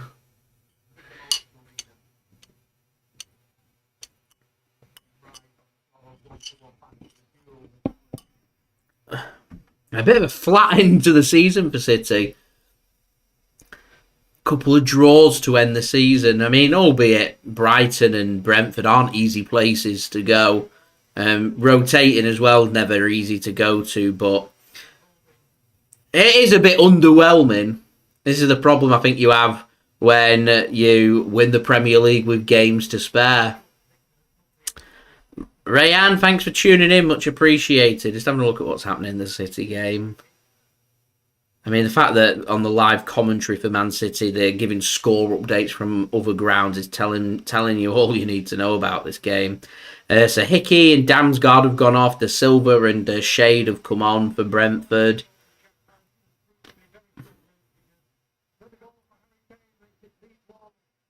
I don't think anything else has happened. A very stop-start half, apparently, of football.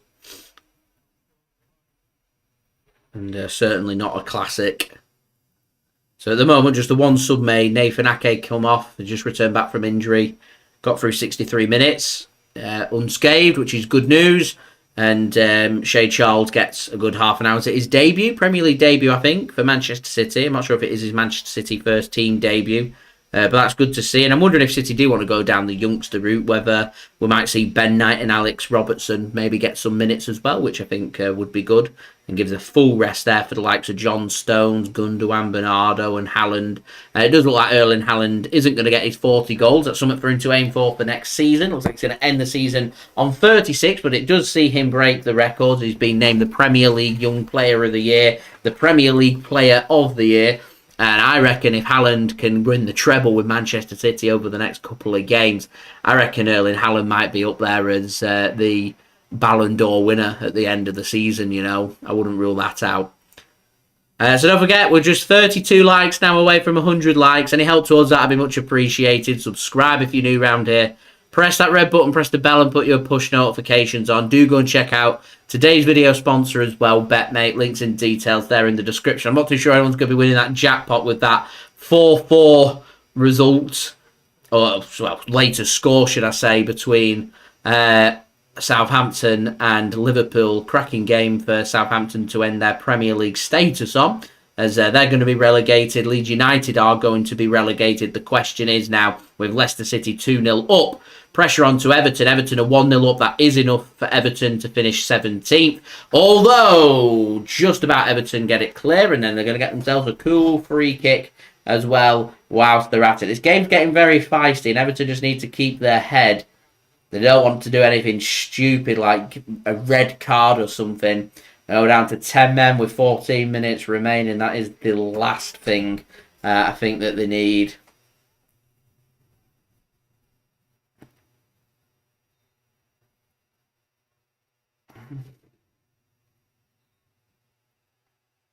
Apparently Brentford having the better of the opportunities. I saw that in the first half with them hitting the post. I mean, the stats show that Manchester City had more shots, had more possession, more passes, but they're not really done too much with it. They lacked a bit of attacking finesse. The midfields looked a bit out of the ordinary, to be honest.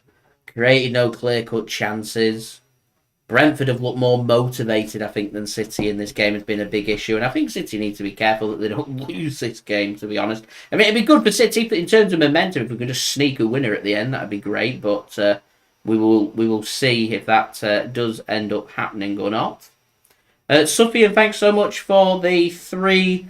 Let's have a look. MYR, what currency is that? I've not come across that before. Give me one sec. MYR.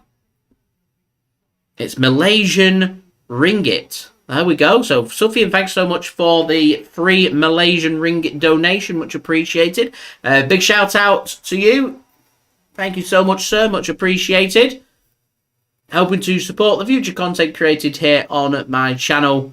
And Sufyan, again, another regular here on the JSGC channel, so much appreciated. Thank you so much. It is greatly appreciated. As I said, all donations that are sent here to the JSGC channel, any income that is made on the channel is just pulled back into the channel in helping to provide top quality content for you guys to enjoy. So thank you so much there to Julia and to Sufyan for the donations over the last couple of minutes. I'll have a drink to you guys.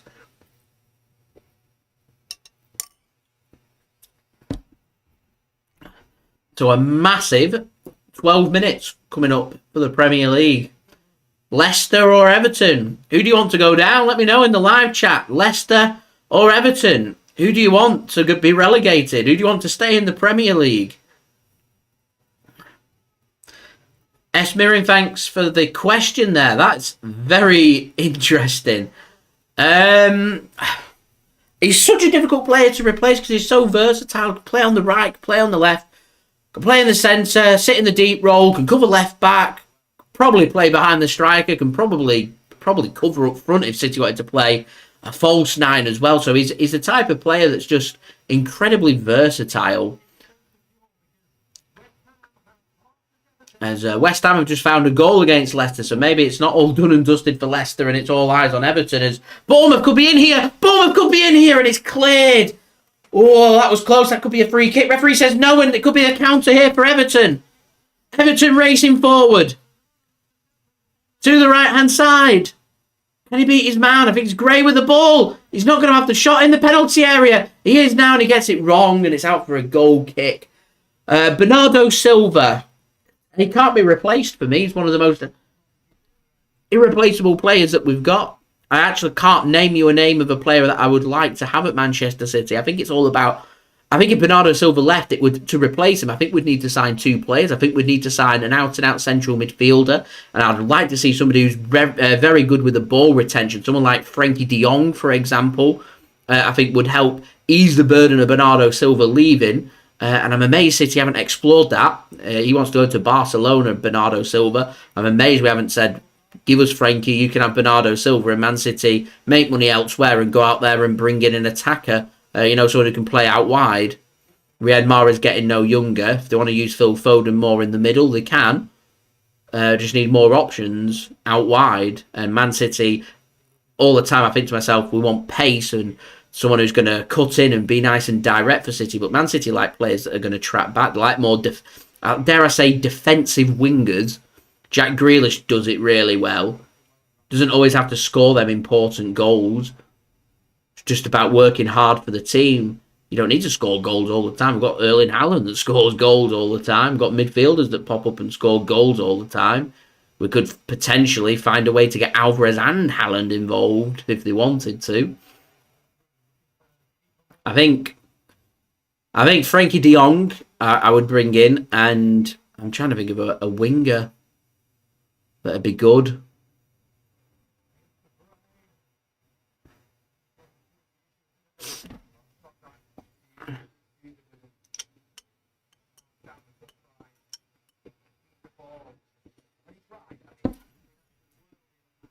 Julie, I think you're spot on with that.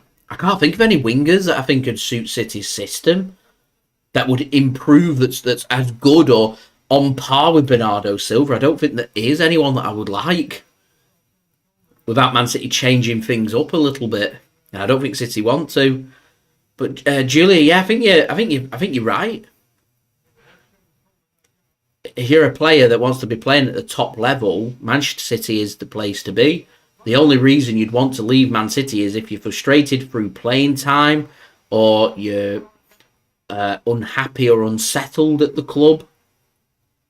I think the biggest factor you've got at Man City in terms of footballing ability and football improvement and in terms of all things football ability, Man City's the place to be. But someone like Bernardo Silva, born and raised in the sunshine, it can be a bit frustrating 8 months of the year in darkness in Manchester. It's cold, wet, miserable. Struggle a little bit with the weather. He won't be the first, he won't be the last to come to Manchester and struggle with the weather. There's talk about him going to PSG, and the weather in Paris, it can be nicer than Manchester. Certainly, it's further south. It can get a little bit warmer, a little bit hotter, a little bit earlier in the year, but the weather in Paris isn't that much different to that of Manchester. There's like 500 miles that separates the two. So the weather isn't that different in Paris. It's certainly not a sunny Spain or Portugal where he's from that have very consistent temperatures for a good 6 months of the year. Bertrand informs me Brentford have scored. 1-0 Brentford. So JSGC will go and check this out. Let's have a look.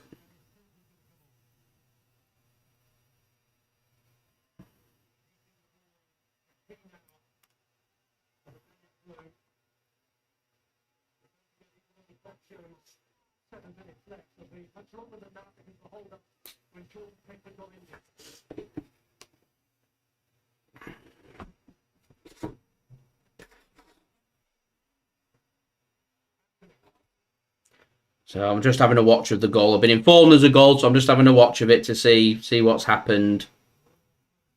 And Man City's unbeaten run could be coming to an end, which is frustrating, to be honest. A little bit frustrating. My stream's a little bit behind, so just bear with me for a minute. And S Mirren, as you say, it's not an ideal way to go into preparation for a cup final, this. Not ideal at all.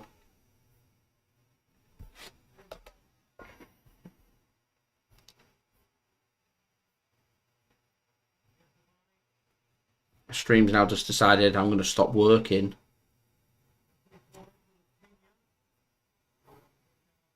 When there's a goal, I'm going to stop working. Ideal.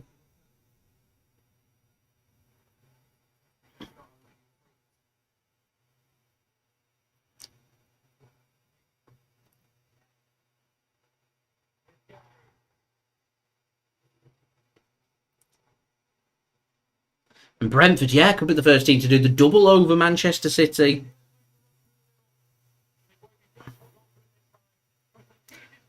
And I look forward to doing my review on this, to be honest. My stream's just stopped working, so I don't even know what's happened with the goal. It's lost connection. I'll just have to wait for the highlight of it to come up. But yeah, 1-0 Brentford.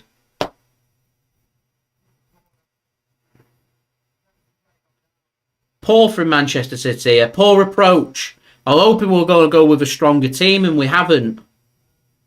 And if you want to beat Brentford, you've got a point to prove and still something to play for. You've got to turn up, you've got to go with a good team, you've got to go with a strong team, and you've got to get the job done. And it just tells me that a lot of the players that are on the pitch aren't of the quality that we're looking for. They're not going to be playing against United. They're not going to be playing against Inter Milan. They're not going to be featuring in them games. They're just going to be on the bench, and they're going to stay on the bench given their opportunity here. And time again, we've seen it this season where I think City's depth isn't anywhere near as good as what people think that it is.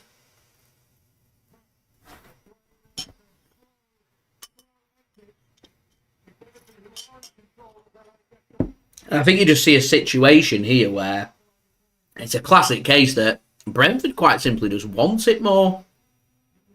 I can't really make any judgment going into the cup final. All I'm going to say is if Man City don't remain injury-free and we're relying on some of these players going into Manchester United or into Milan, could be a little bit of bother. The Man City starting 11 doesn't concern me. That Man City starting 11 can just turn up and get the job done. It's brilliant, but dig below that and, yeah, not brilliant.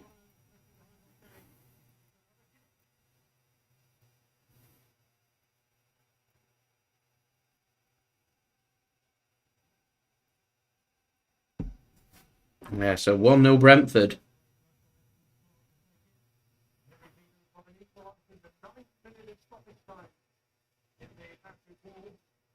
It's Ethan Pinnock with the goal.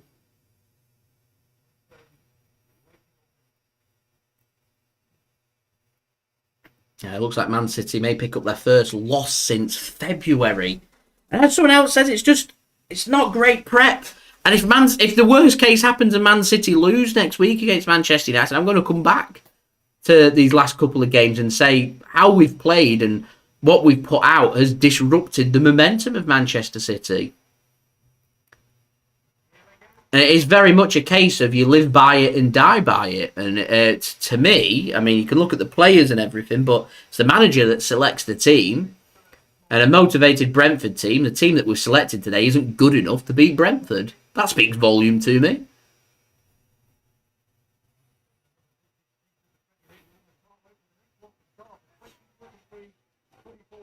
Brentford defending now.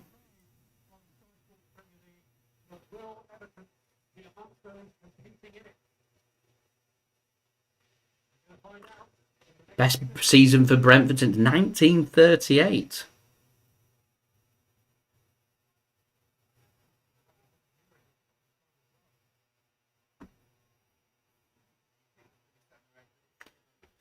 And Ed, you make a great point there. You make a really good point that you're very much just getting what we've got our answer for over the last 2 games is the players that have been selected, these rotated players that aren't in Manchester City's normal strongest starting 11, aren't going to feature and they're not going to play against United or against Inter. It's not going to happen.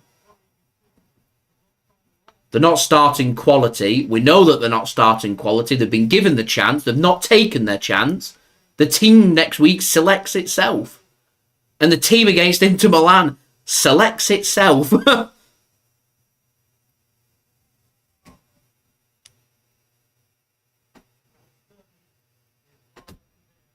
I think it's so difficult to approach because it was so clear to the City players. We've got the job done against Chelsea because Chelsea just aren't very good.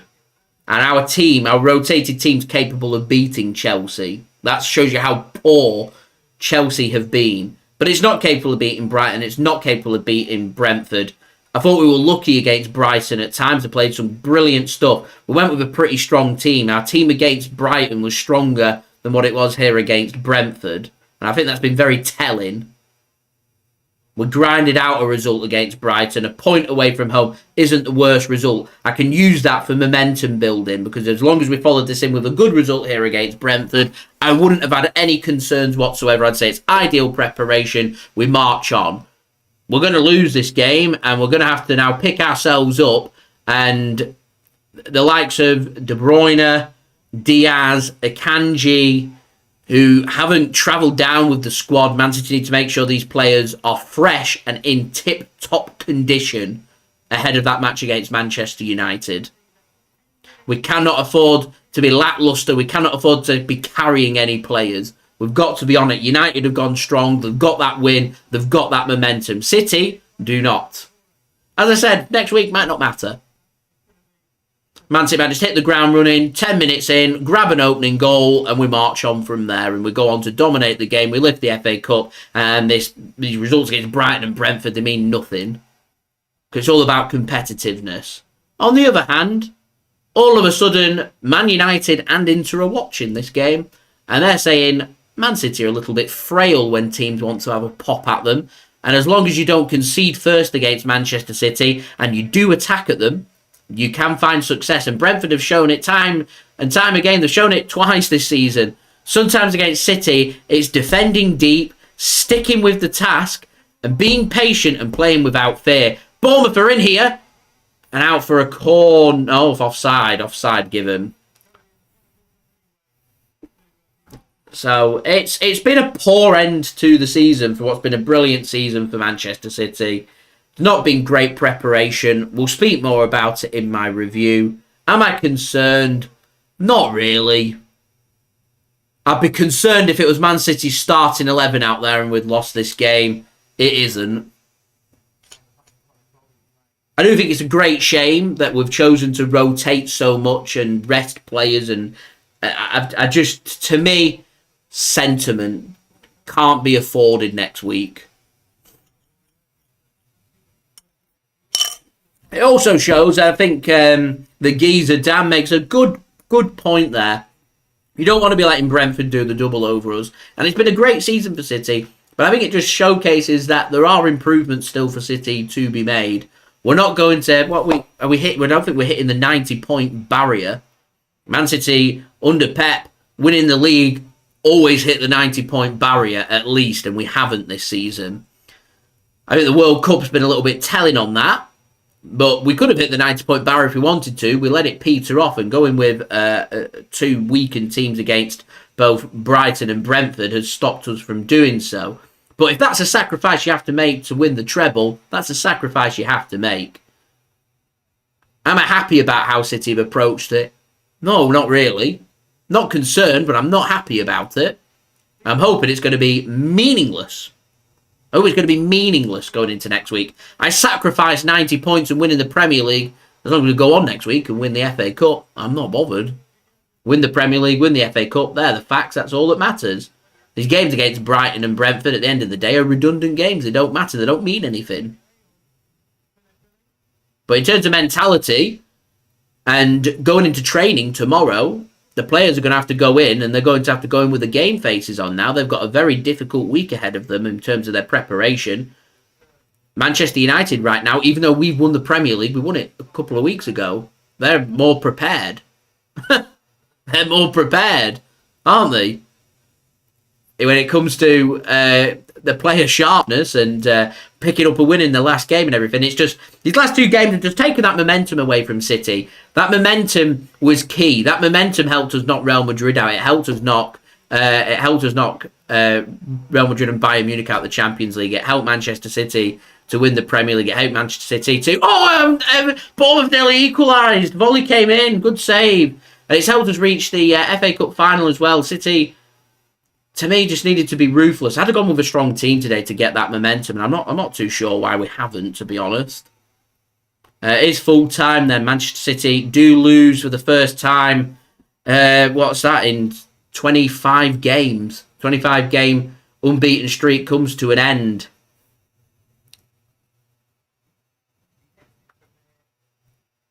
City poor, very poor today.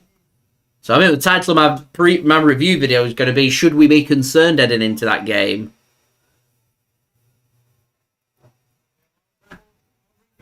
And you do, Sophie makes a really good point. We rest players, surely that is more important. It is more important for Manchester City to rest these players and keep them fresh. As long as we get the job done. We need to get the job done next week. This result means absolutely nothing until we know what happens next week. If Man City lose next week, I'm going to say that City haven't prepared very well for it. We've stopped our momentum. We've gone with weaker teams, and it wasn't the right thing to do. And the only person that sits with that is the person that selects the team. But if Man City win next week, I say Pep Guardiola is a genius, and he's done everything right. There's corner given to Everton here. 5 minutes remaining. Brentford, though, they can celebrate having the best season since 1938. Do the double over the champions. And as I said, it's pretty damning for Man City's rotated squad. Drop points against Brighton, lose against Brentford. And as Mick Sid says, time will tell whether what City have done over the last 2 games, 3 games actually, it got the job done against Chelsea, because Chelsea aren't very good.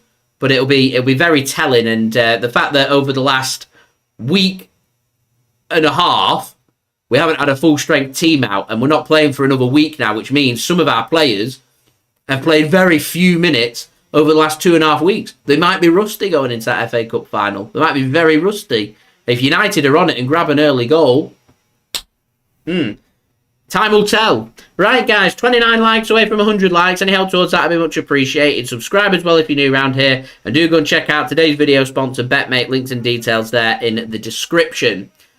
So Leicester have won, beaten West Ham. As it stands, though, it's all about what happens here, and that's a free kick to Bournemouth. Now he's giving a free kick to Everton. Not for me, that. Everton are just grinding this one out. Leeds United are going to be relegated, so commiserations to them. They're dropping to the Championship along with Southampton. Question now is it Leicester or is it Everton? Leicester have won, means Everton need to win.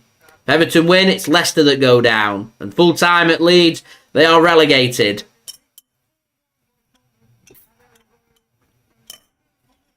Poor end to the season. It's not going to be enough for Tottenham to secure European football next season, because Aston Villa are going to get that done. They're going to finish 7th in the Europa Conference League place for Aston Villa next season. Brighton in the Europa League. Chelsea, Spurs had very unsuccessful seasons this season. Very poor seasons for both them London clubs. And there's still 3 minutes remaining here between Everton and Bournemouth. 3 nervous minutes for Everton. They got it at the right end of the pitch.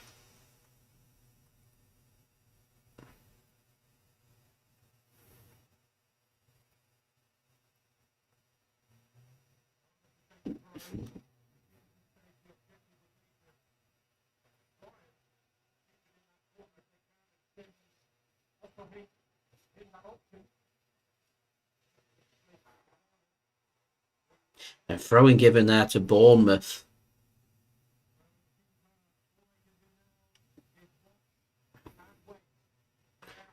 Bournemouth trying to break forward, and it's going to be put into the stands by Everton. Backs against the wall.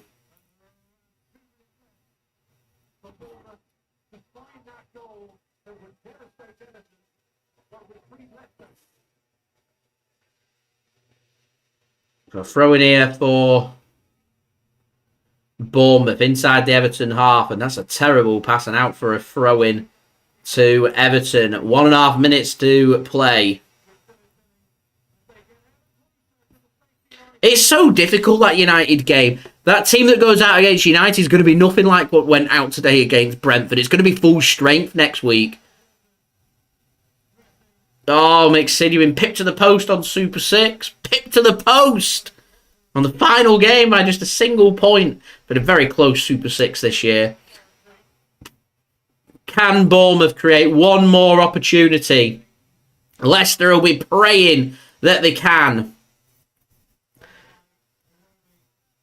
Bournemouth aren't going to be that bothered because they've got nothing to play for. Just playing for pride, keep it interesting. Long ball launched forward, dealt with by Everton. And Bournemouth haven't really looked that good today. Everton have just found that goal, and I'd arguably say that... I would arguably say that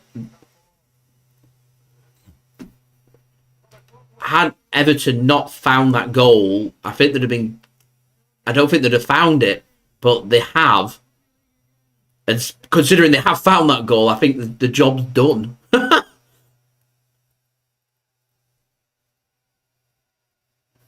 To be honest, I'm not that concerned about next week. I'm not that concerned. I know it's going to be City's strongest 11. No team is capable, in my opinion, of beating Manchester City with that strongest 11. I don't think teams know how to do that. Brentford will think, oh yeah, we've got Manchester City's number. The first time we've lost in 25 games. They've beaten a team that's full of Man City's reserve players. What's to be learnt from it? And there's the full-time whistle. Everton are safe. And Leicester City have been relegated to the Championship.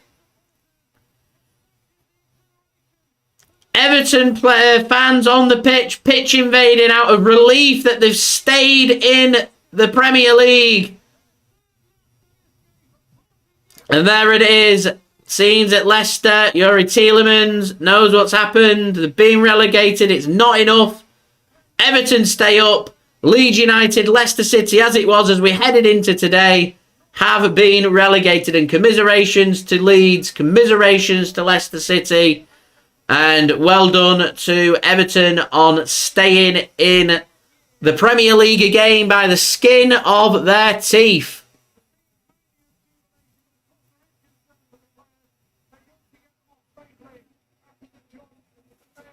And dare I say this, for a club of Everton's size, for the players that they've got, it's an incredibly they've underachieved this season. So the fact that they've stayed up, I get that they're relieved. To pitch invade because you've stayed up for a club the size of Everton. Yeah.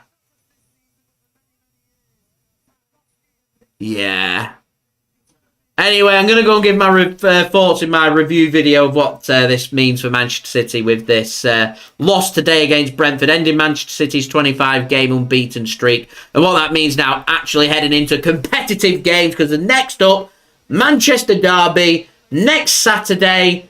Big live stream coming up for you guys. Got a little bit of a JSGC extravaganza. Got Champions League final coming up the week after. I feel like the season's only just started, and if City want a successful season building from where we've got to, we've got the job done.